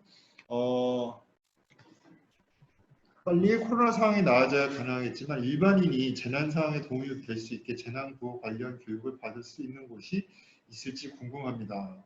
대표님이 운영하시면 그래서 교육을 받으시면 될 것 같은데요. 저한테 교육을 받으시면 되는데 어려운 게요. 한국에 재난 경험이 많지 않다 보니까 이런 걸 전문으로 하는 데가 많지가 않으세요. 만든다 하더라도 단체가 유지가 안 되니까. 그러다 보니까 이렇게 프로그램 개발을 안 해왔고, 그러다 보니까 어디에 가셔도 들을 수 있는 그 강의 내용이라는 게 보통 그거죠. 이렇게 소화기 사용법, 심폐소생술. 근데 이거는 여러분이 모이셔가지고 지역에 있는 소방사 아무데나 요청하시면은 원래 공짜로 다 해주게 돼 있어요. 다만 세월호 참사 이후에 이거에 대한 수요가 늘어나서 소방사들이 굉장히 바빠져가지고 요즘 얘기 들어보니까 2달 전에는 신청해야 된다고. 그리고 지역 소방사가 아니다. 그러면 이제 국가 차원에서 뭐라 했냐면은 안전체험관을 지자체마다 지금도 계속 짓고 있거든요. 가보신 분도 꽤 있을 텐데 거기 가서 교육을 받게 하는 게 있고, 그다음 또 안전교육법이라는 것도 만들어놨습니다. 이제 세월호 해가지고 좀 발효가 됐는데 그거에 따라 가지고 기존의 공공시설들과 사회복지시설 학교들은 의무적으로 1년에 몇 번씩 받아야 되는 거죠. 이제 교육을. 그러다 보니까 어쨌든 기회는 늘어나고 있는데 지금 제가 이렇게 소셜벤처 사회적 기업까지 만들면서 교육을 시키려는 건 땅이 아니고 그렇게 할 수 있는 부분들이 있는데, 예를 들어 가지고 한국의 남성들 같은 경우는 군대까지 갔다 온 분 중에 비슷한 걸 많이 해보니까 다 지겨운 거야. 괜히 재난교육한다 그러면 다 재미도 없고 실제로. 그러니까 예비군 교육 그러면은 그런 거죠. 예. 그래서 수용성이 굉장히 떨어지는 문제가 하나 있고요. 한국의 성인 여성들, 현재 성인 여성들은 교육을 받을 기회 자체가 존재하지 않아요. 계층인 거예요. 이게 어떤 문제를 일으키냐면은 학교에서 아무리 아이들한테 교육을 많이 시켜놔도 실제 재난이 발생했을 때는 가족 단위로 대피하고 움직이게 돼 있거든요. 그럼 그 한 가족 중에서 아이는 굉장히 잘하는데 엄마 아빠는 지금 몰라. 근데 의사결정은 엄마 아빠가 해야 돼. 그럼 지금의 재난교육 효과를 발휘하려면 지금 아이들이 성인이 됐을 때가 가능한 거고요. 지금 굉장히 가도인 건데 이런 모순들을 해결을 못하는 거예요. 그래서 가족 단위로 교육을 해야 된다거나, 여성이면은 여성 혼자 대피하는 경우가 없거든요. 예, 아이도 챙겨야 되고 부모님도 챙겨야 되고. 그러다 보니까 제가 보기엔 개인적으로는 어쨌든 여성들을 중심으로 한 여성들한테 딱 맞는 방식의 어쨌든 재난교육들이 일단 만들어져야 된다고 보는데 그 부분이 한국에 가장 약하고, 그러니까 여러분이 원하는, 그러니까 일반적인 교육은 뭐 어디든지 가서 할 수 있는데 여러분은 정말 우리 집에 장애인이 있으면 어떻게 대피해야 돼? 해줄 데가 없어요, 한국에는. 그런 것처럼 맞춤형으로 하는 건 아직 한국에는 큰 과제이고 여러 가지 노력이 필요한 상황입니다. 네, 이런 교육이나 이런 부분이 굉장히 프로그램이 필요할 것 같고, 아까 강의 선생님 하시면서 어차피 가는 캠핑 중에 같이 강제교육, 어차피 하는 체육대회 같이 하는 거 참 좋은 아이디어인데, 한편에서는 지금 우리가 캠핑이나 체육대회가 너무 이제 열리기 어려운 시절이다 보니 그런 안타까움도 근데 좀 전향적으로 생각해야 되는 게, 원래 제가 만든 사회적 기회 금년에 최대 사업이 초대형 방제 캠프였거든요. 네. 그래서 정말 이렇게 한번 해봅시다 그랬는데 어쨌든 코로나 때문에 망했는데, 근데 캠핑 집단적으로 모여서 하는 건 운동회 같은 거 했는데요. 캠핑은 지금 캠핑 시장의 매출이 엄청나게 올라가고 있습니다. 나가니까 그러니까 지금 참석하는데 안전하게 놀 수 있는, 안전하게 쉴 수 있는 방법 찾는데 실내 분명히 아닌 것 같고, 그러니까 실내로 갔을 때 캠핑 시장이 굉장히 커지고 있거든요. 근데 캠핑장에서도 서로 전파되는 게 있는데 그 차이는 뭐냐면은, 요즘 코로나 관련돼서 교육할 때 핵심 차이는 딱 아니고요. 그럼 어떤 콜센터, 2개의 콜센터가 있는데 어디서 막 터졌고 어디는 똑같은 확진자가 생겨도 한 사람은 멈췄어. 교회도 마찬가지고, 물류센터도 마찬가지고, 똑같이 확진자가 생겨도 퍼지고 안 퍼지는 차이는 뭐냐? 그냥 그 당연한 너무나 간단한 그 방역 수칙을 지켰느냐 안 하느냐 이 차이인 거거든요. 캠핑장도 마찬가지. 캠핑장이라서 퍼진 게 아니고, 캠핑장이라서 다 모여 앉아가지고 계속 거기 떠들면 똑같이 되는 거거든요. 그러다 보니까 캠핑 문화는 굉장히 어쨌든 발전할 수밖에 없을 것 같고요, 지금 상황에서는. 그러다 보니까 오히려 이제 그런 방식들을 어떻게 좀 더 이렇게 안전하게, 더 안전하게, 더 재밌게 만들 수 있느냐. 오프라인이라면 이런 방식들이 앞으로 더 중요한 기회가 될 수 있을 거라고 좀 보고 있습니다. 네. 감사합니다. 또 다른 질문인데요. 아까 강의 중에 기후변화로 인해 김밥값이 5,000원이 될 것이다 라는 말씀이셨는데, 기후변화가 우리 식생활에 어떤 영향을 미치게 될까요? 이런 질문이셨습니다. 이미 지금 생산자들 입장에서는 사과 같은 경우는 너무 북쪽으로 올라가가지고 남쪽에서 하시던 분들이 어려워진 거예요. 실제로 이게 올라가면 올라갈수록 품질도 달라지다 보니까. 그럼 저희 같은 경우는 아까 말씀드린 대로 이게 생산 전환이 빨리 안 되기 때문에 이게 고령화되어 있다 보니까 어떻게 할 수가 없는 거죠. 근데 우리나라는 이제 기후변화 전 세계 나라들을 쫙 일려놨을 때 기후변화로 인한 피해가 중간 정도에 들어가는 나라인 거고요. 이거보다 더 심한 나라는 아까 사례 중에 잠깐 나왔습니다. 우간다 같은 데 컴퓨터 농사를 지어야 되는데 농사가 안 되지 않습니까? 그러면 이제 가격이 오를 수밖에 없는 거고, 기후변화 때문에 더 풍부해지는 산물도 있었는데 더 이렇게 어려워지는 게 있다 보면은 자연스럽게 가격이 오를 수밖에 없고, 그러한 것들은 여러분들이 앞으로도 뭐 꼭 김밥이 아니더라도 어떠한 물건 전반적으로 과일만 하더라도 지금 예전보다 계속 비싸지고 있는데, 이런 걸 통해 가지고 여러분은 기후변화 때문에 앞으로 개인적으로 지불해야 될 음식료, 식음료 관련 비용은 계속 늘어날 수밖에 없다는 거죠. 더 싸지는 쪽으로 바뀔 그럴 계제가 아직 없는 거죠 지금. 이번 여름 지나고 장마 지나고서 그 마트나 시장 갔을 때 저도 느낀 게 야채값이 엄청 올랐잖아요. 여러분도 느끼셨을 텐데, 그런 것처럼 저희 식량 자급률이 50%가 안 돼요. 40%대인데 절반이 넘는 걸 수입해서 먹는다는 거고 그 지역에 폭우가 난다든지 뭐 가뭄이 든다든지 그래서 식량이 제대로 생산 안 된다라고 하면 아마 한국에도 직접적으로 영향을 미치고 밀 같은 경우에 정말 압도적인 다수를 수입하는데 밀가루 값이 라면 값이 폭등하지 않으리라는 보장도 없겠다 이런 생각을 좀 여러분이 하게 된 것 같습니다. 그 다음 질문 한번 보면 코로나를 포함해서 재난사태, 위생용품 사용 증가로 인해서 플라스틱 쓰레기가 많아지고 또 바다를 오염시키고 또 기후위기로는 악순환이 되지 않을까 이런 우려의 목소리를 주셨는데 일회용품 특히 이제 재난, 위생 이런 것 때문에 많이 사용하게 되는 거에 대한 걱정의 말씀인 것 같습니다. 이 문제 가지고도 얼마 전에 다른 분하고도 뭐 토론해봤는데요. 이거 토론해봐도 답이 없더라고요. 왜냐면 어떤 걸 생각하시면 응급실에서 병원 응급실에서 응급 환자를 치료하기 위해서는 자원을 아끼지 않아요. 네, 엄청나게 많은 그냥 다 버릴 거 예상하고서 손부터 해가지고 거기까지 무한대로 써내는 거예요. 그래서 비용 많이 들 수밖에 없는데 환경적으로 보면 굉장히 큰 문제인 거죠. 이 문제하고 제가 굉장히 젊었을 때 한비아 팀장님이 강사를 오길래 물어봤어요. 가가지고 우리가 엄청나게 저기 구호사업을 열심히 하시고 있을 텐데 거기에 있는 구호사업에 쓰는 모든 부품도 전부 다 일회용으로 되어 있지 않냐 편리하게 하기 위해 가지고. 근데 그거 뭐 들어보시면 맞는 지적이긴 한데 사실 다 필요는 없다고. 일회용 그렇게 했을 때 그러니까 목적 자체가 환경하고는 관련 없이 사람 얼마나 많이 버리느냐 이런 목적으로 만들다 보니까. 근데 이런 것들을 전부 다가 친환경으로 바꾸게 되면 비용이 굉장히 폭등하게 되면서 여러 가지 문제가 생기거든요. 어쨌든 친환경 바꿀 수 있느냐? 그거를 연구하는 분들도 있어요, 그룹은. 그 하나의 솔루션이 될 수 있는데 가격 문제 때문에 여러분도 기부하면은 재난에 기부하면은 그 돈으로 한 명을 더 살리기를 원하는 거지. 거기다 친환경 목탄을 하고 이게 보험을 줄여버린다 그러면 여러분 생각이 좀 이렇게 곤란하실 텐데. 그럼에도 불구하고 개인적으로 어떻게 생각하면은 이게 뭐 이렇게 저 얘기하면 업보구나. 이미 저질러 놓은 게 있어가지고 어쩔 수 없이 다시 한번 반복해야 되는 악순환일 수밖에 없는 거고.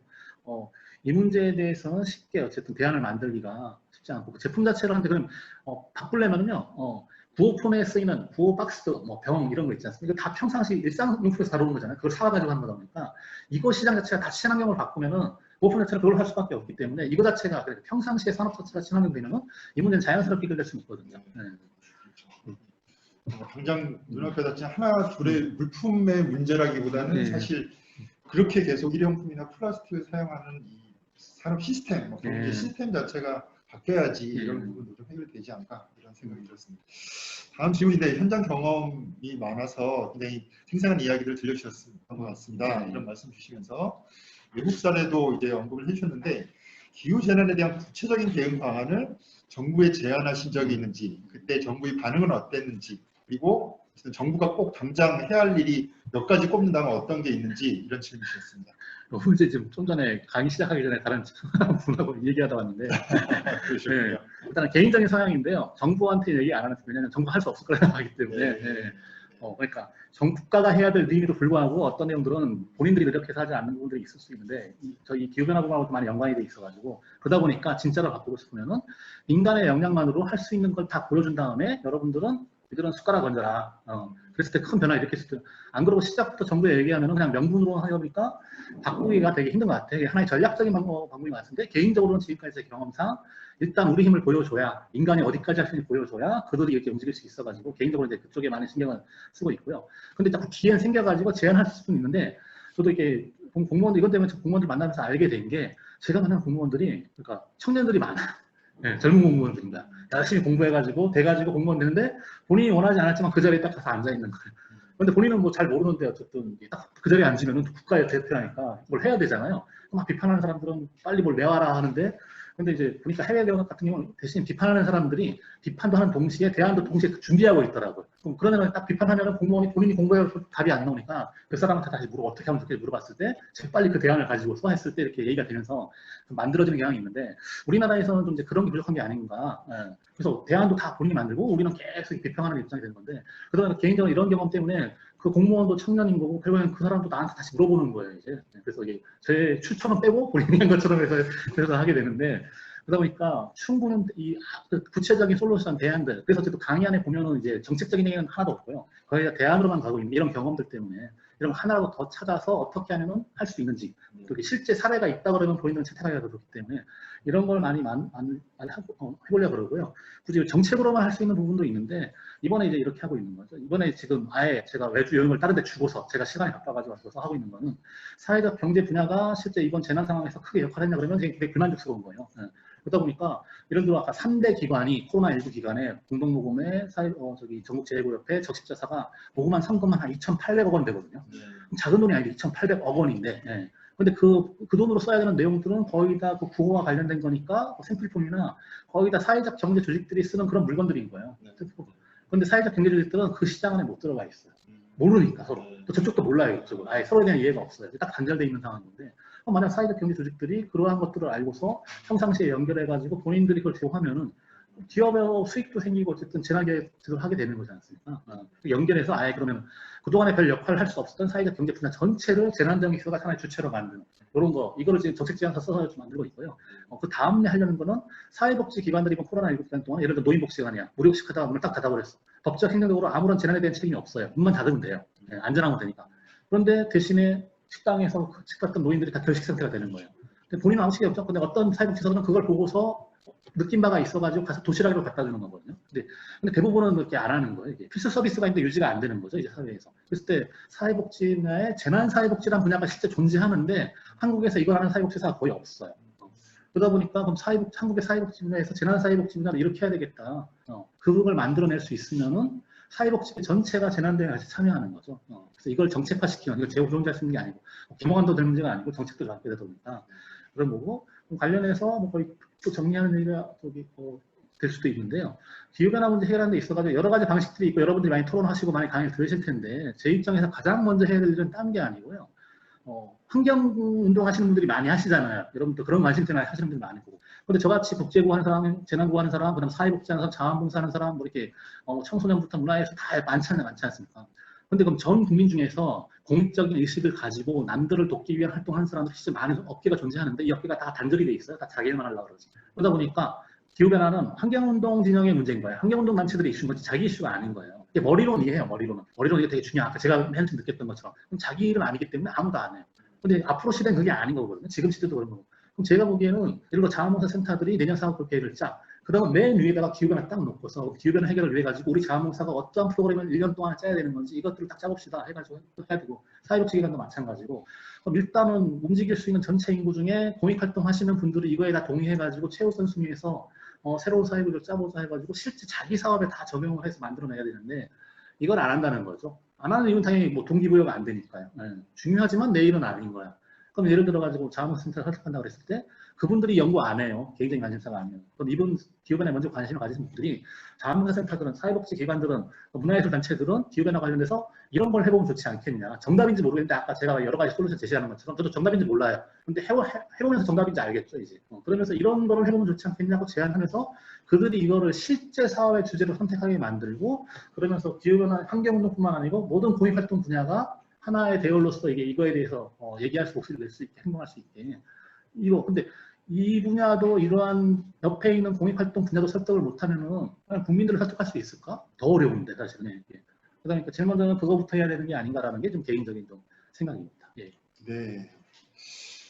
선생님은 이렇게 우리 시민사회의 역량을 어떻게 좀 더 키울 수 있을까? 그 시민사회를 통해서 민간이 정부를 견인하고 오히려 이끌 수 있는 그런 역할들을 해보자라는 제안이신 것 같고 특히 소위 시민사회라는 것도 요만큼인데 어떻게 보면 서로 잘 모르고 교류가 안 되고 협업이 안 되고 뭐 이런 고민들을 말씀해 주신 것 같고요. 저희 이제 환경단체인 녹색연합이지만 그러면 옆에 있는 다른 사회복지하는 단체들 또 구호단체들 이들과의 만남이나 교류를 통해서 어떻게 같이 시너지를 낼 수 있을까 이런 게 또 숙제로 주어지는 것 같습니다. 몇 분이 조금 의견을 주셨는데요. 네, 이런 고민들 드실 것 같아요. 냉난방위기 사용과 기후위기. 2018년 여름에 너무 더워서 모텔에서 며칠 잔 적이 있다. 건강권과 기후위기 사이에서 에어컨 사용이 엄청 고민스럽다. 이런 고민들 저희도 솔직히 말씀드리면 녹색연합도 2018년 지나면서 에어컨을 사무실에 달았어요. 네. 뭐 이런 고민들 많이 하실 것 같습니다. 선생님은 이런 고민들 어떻게 마찬가지로 하고 있는데 실제 지난달에 일본에서 이미 생겼어요. 에어컨 안 틀고 눈이 자다가 사망하신 거예요. 이게 사회 문제가 됐거든요. 그럼 이거를 환경 문제로 봐야 되겠냐? 이게 보건 문제로 봐야 되겠냐? 생명에 관련된 문제인데 이거 지키려다가 지금 아예 돌아가시는 분들이 생기는 판인데. 그러니까 에어컨, 그러니까 우리가 겨울에 화장실에 가서 손을 씻으려고 물을 틀었는데 따뜻한 물이 나와야 되는데 찬물이 나오면 되게 될 일이 아니잖아요. 겨울이면 그런 것처럼. 그럼 어떤 분은 참 따뜻한 물이 인권의 문제래. 처음엔 이해를 못했거든요. 저는 처음에 그 얘기 들었을 때 무슨 그런 것까지도 인권이었는데 지금은 생각이 좀 달라요. 이제 상황이 더 극단적으로 변했기 때문에 여기서 우리들의 어쨌든 지속성, 문명의 지속성, 사회 지속성인데 그 개인의 지속성일 수도 있는데 이걸 지키기 위해서 우리가 최소한 해야 될 조치들이 있는데 또 이거 하나의 인권, 누가 보기엔 인권일 수도 있고요. 하나의 기본적인 안전장치일 수도 있는데 이게 어느 수준에 오히려 지금 실제 그 개인 쓰는 냉난방 장치가 지금 기업의 핵심이 아닌 거고 석탄 발전소나 산업 분야에서 하신 거잖아요. 그래서 만약 뭔가를 해야 되면은 가장 눈에 띄는 가장 거대한 걸 제대로 잡고서 끝장을 내야 그래서 수치가 실제 변하는 게 보여야 다른 분야도 변화시킬 수 있는데 오히려 이런 분야들은 또 관용적으로 해가지고 서로를 지킬 수 있게 해줬으면 좋겠다는 게 재난, 그러니까 사람을 이렇게 구해야 된다는 입장에서는 어느 정도 좀 허용이 돼야 된다고 이렇게 생각을 하고 있습니다. 개인적인 의견입니다. 네. 질문이 하나가 더 있을 것 같은데요. 굉장히 현실적인 아마 고민이실 것 같은데요. 재난 구호 기관이 너무 많아서 믿을 수 있는 곳이 어딘지 잘 모르겠다 이런 조언을 요청하기로 하셨는데요. 재난 구호 기관뿐만 아니라 모든 다양한 NGO들도 다 포함될 것 같습니다. 선생님이 많이 누군가가 친구나 누군가가 나 좀 후원이나 이런 걸 좀 해보고 싶은데 어디를 어떻게 하면 좋을까라고 할 때 뭐 특정 단체는 아니지라도 뭐 어떤 기준과 어떤 방식으로 선택하면 좋다 이렇게 조언을 주시는 부분이 있을까요? 네. 아니, 요즘은 굉장히 많거든요. 네. 기업이랑 관련이 없는데 늘상 굳이 뭐 국제개발부터 해가지고 제가 관련된 모든 분야가 이거 관련되고 있고 굉장히 많이 받는 질문인데 실은 답은 있어요. 딱 어느 단체나 또 얘기할 수 있는데 공개적인 자리에서 얘기했을 때 싸울 수도 있어. 끝장 토론할 수도 있어요. 왜 당신네 단체 기부하면 안 되는지 내가 설명해 줄 수 있어. 그럼에도 불구하고 안 되는 게 근데 그런 게 자체가 그동안 그 사람들 해온 일을 다 부정하는 것도 아니고 또 사람에 따라 가지고 개인의 가치관에 따라 가지고 그러니까 선호하는 게 다르다 보니까 다양한 경우가 있는 걸 알게 됐는데 근데 최근에 벌어진 현상이 지난번 강원도 산불 때부터 지금 벌어진 특이한 현상이 이러한 생각을 가지신 분들이 늘어나면서 어떤 현상이 벌어졌냐면은 직접 기부하고 원격 기부가 굉장히 늘어났어요. 지금은 이제 시스템이 발달하다 보니까 그냥 인터넷에서 커머스 들어가가지고 이번에도 지금 대구 동산의료원에 엄청나게 환자들 몰리고 의료진이 많은데 물품 부족하대. 예전 같으면은 알려진 그 모금기관에 기부해서 본인들이 알아서 해야겠지 이렇게 했는데 못 믿겠거든 이제. 그러니까 본인이 직접 해서 쿠팡으로 뭐 이렇게 지마켓으로 해서 배달시켜 버리는 거야. 그 병원으로. 그래서 그 병원에 한쪽에 개인이 보낸 택배가 엄청 쌓여 있고 작년 강원도 산불도 그렇게 된 거예요. 그리고 이제 하는 방식이 또 이렇게 개인 임팩트가 기부를 한다 하더라도 임팩트를 이제 확인할 수 있는 방식들이 굉장히 지금 사람들이 늘어나고 있는데 그러다 보니까 이제 기관들 차원에서 블록체인을 도입하고 여러 가지 얘기가 있습니다만 아직은 좀 이렇게 미약한 것 같고요. 지금은 오히려 좀 걱정해야 되는 게 하나의 방법 맞거든요. 사람들이 더 그럴 거기 때문에. 근데 현실적으로 아직은 어려운 게 이거를 현장에서 그걸 돌려야 되는 부어 체계 또는 행정 시스템이 그걸 감당하지 못하고 있어요. 개인이 보내는 보호품 이렇게 물품이 들어오면은 이거 맨 마지막에 처리할 수밖에 없거든요. 똑같은 물건이 집단적으로 들어오면 그냥 빨리빨리 할 수 있고 개인 들어오면 다 다르니까 다 뜯어가지고 재분리해야 되는데 할 수가 없는 거예요. 이거를 대량의 자원을 동원해야 되는데 보호품 같은 경우는 우리나라에서는 딱 보내는 순간에 있잖아요. 그건 정부 거야. 여러분이 보내서 또 제대시스템에 들어가는 정부 이해 사람 아무도 공무원에 손 못 대. 우리나라 규정상. 그럼 우리가 가가지고 다 도와줘서 해주면 되냐? 안 해요. 책임 소재 때문에 자원사도 안 써요. 보품 분류할 때는 잘. 그러니까 시스템이 굉장히 뒤쳐져 있기 때문에 여러분들이 좋은 마음으로 앞선 방식을 해도 감당을 못한 문제가 있어가지고 스스로 솔루션을 만들긴 하셨는데 현실에서는 되게 좀 어려운 문제가 있고 또 여러분이 생각하는 거는 큰 단체 기부하면 확실히 잘해줄 수 있긴 한데 하나 고민하셔야 되는 거는 모금이 굉장히 많이 되니까 이걸 한 번에 다 쓸 수가 없어. 여러분 생각한 뉴스에서 지금 어려운 걸 보니까 재빨리 내가 돈을 기부를 하면은 그 돈으로 지금 어려운 걸 해소해 줄 거라 생각하는데 그런 돈이 왕창 모이고 있고 현장에 보내면 우리가 수천 명의 직원을 보낼 수 있는 게 아니다 보니까 쓸 수 있는 순서가 생기다 보니까 장기간에 걸쳐서 쓸 수밖에 없어요. 이게. 그러니까 여러분이 기대했던 기부자가 기대했던 재빨리 이 긴급보호 상황에서 이들의 아픔을 경감시켜 주세요. 그런데 쓰이는 큰 돈이 아니고서야 개인의 기부들이 그렇게 쓰일 확률이 상대적으로 적어요. 그러다 보니까 그거는 아시면 좋겠고 근데 작은 단체들 같은 경우는 그거 있지 않습니까? 이게 신뢰성이 많이 떨어지는데 그런데 장점이 있다 믿을 수 있다 그러면 장점은 뭐냐면은 이분들은 현장까지 막 들어가지고 막 해버리는 거잖아요. 이제 그러니까 주문 족족 현장에서 바로바로 쓸 수 있기 때문에 여러분이 의도를 충분히 살릴 수 있는 강점은 또 있어요. 이게 장단점이 있기 때문에 그거에 따라서 본인이 생각하셔가지고 근데 개인적으로는 작은 단체나 새로운 실험을 하는 단체를 지원해 주시기를 개인적으로는 한국의 전체 기부 문화나 재난구 발전을 위해서는 아니면 큰 데만 돈이 몰리다 보니까 작은 데는 돈이 없어서 현장에 팀을 보내놓고도 움직이지 못하거든요. 거의 총알이 있어야 가가지고 보호품 돌리고 그러는데 그런 좀 양극화 현상이 좀 있다 보니까 좀 새로운 작은 단체들도 아마 이렇게 도와주시면은 그게 좀 도움이 더 되지 않을까 이렇게 생각하고 있습니다. 네, 이 정도로. 도움이 되셨는지 모르겠습니다. 제가 뭐 채팅창 통해서 많이 대략적인 질문을 거의 다 여쭤본 것 같고요.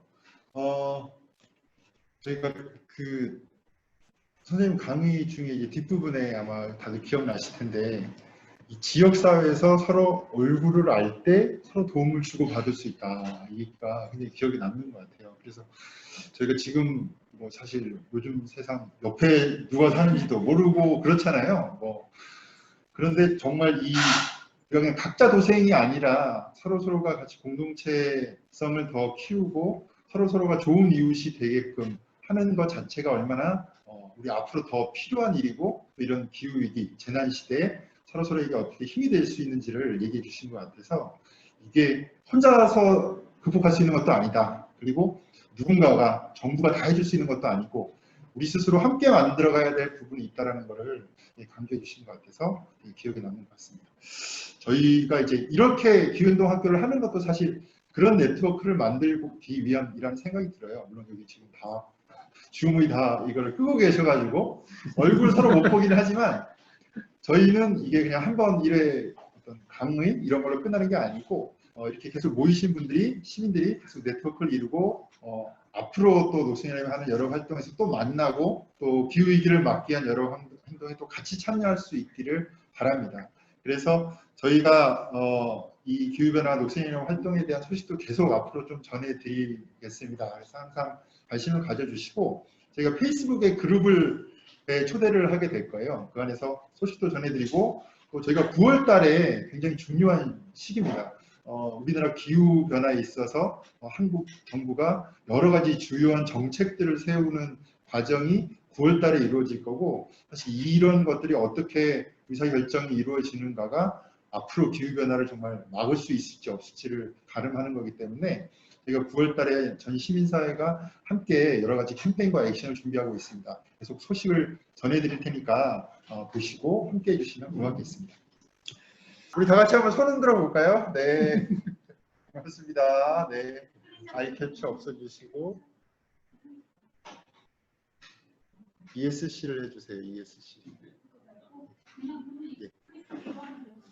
자, 하나 둘 셋 해요. 자, 손 흔들게요. 하나 둘 셋 하면 손을 같이 흔들고 사진을 찍겠습니다. 자. 하나, 둘, 셋. 다음 페이지. 자, 다음 페이지 넘겨서 잠깐만 기다려주세요. 잠깐만. 자, 2페이지 나눠서 해야 돼서. 자, 됐습니다.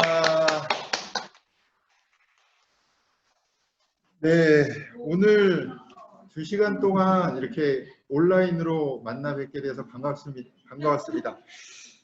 저희 녹색연합 활동 계속 지지해 주시고 함께 해 주시고요. 또 녹색연합 회원으로 저희 기후변화를 막기 위한 활동을 함께 해주시면 더욱더 힘이 되고 감사할 것 같습니다. 저희가 그 마지막으로 그 얘기가 떠오릅니다. 한 번의 대형 사고가 나면 발생한다라고 하면 그 전에 300건의 작은 사고들이 앞서 있었다라는 그런 사회과학자가 말하는 법칙이 있었는데요. 저희가 너무나 많은 이 기후변화의 징후들, 그리고 이런 재난들을 보면서 정말 큰 위기가 오고 있구나, 이 메시지를 지구가, 자연이 우리 인류에게 전해주는 것 같다라는 생각이 들었습니다. 하루빨리 이 메시지를 잘 알아듣고 우리 사회가, 우리 스스로가 하루빨리 올바른 방향으로 바뀌어야지 대전환을 이루는 그런 노력들이 필요한 시점이 아닌가 싶습니다. 우리 여기 모여 계신 분들하고 함께 정말로 이 기후변화 진실을 알리고 함께 행동하기 위한 활동들을 앞으로도 계속 했으면 좋겠습니다. 오늘 2시간 동안 함께 해주셔서 감사드리고요. 우리 선생님도 감사드립니다. 선생님께 큰 박수를 보내드리면서 오늘 강의 마치도록 하겠습니다. 수고하셨습니다. 네, 고맙습니다.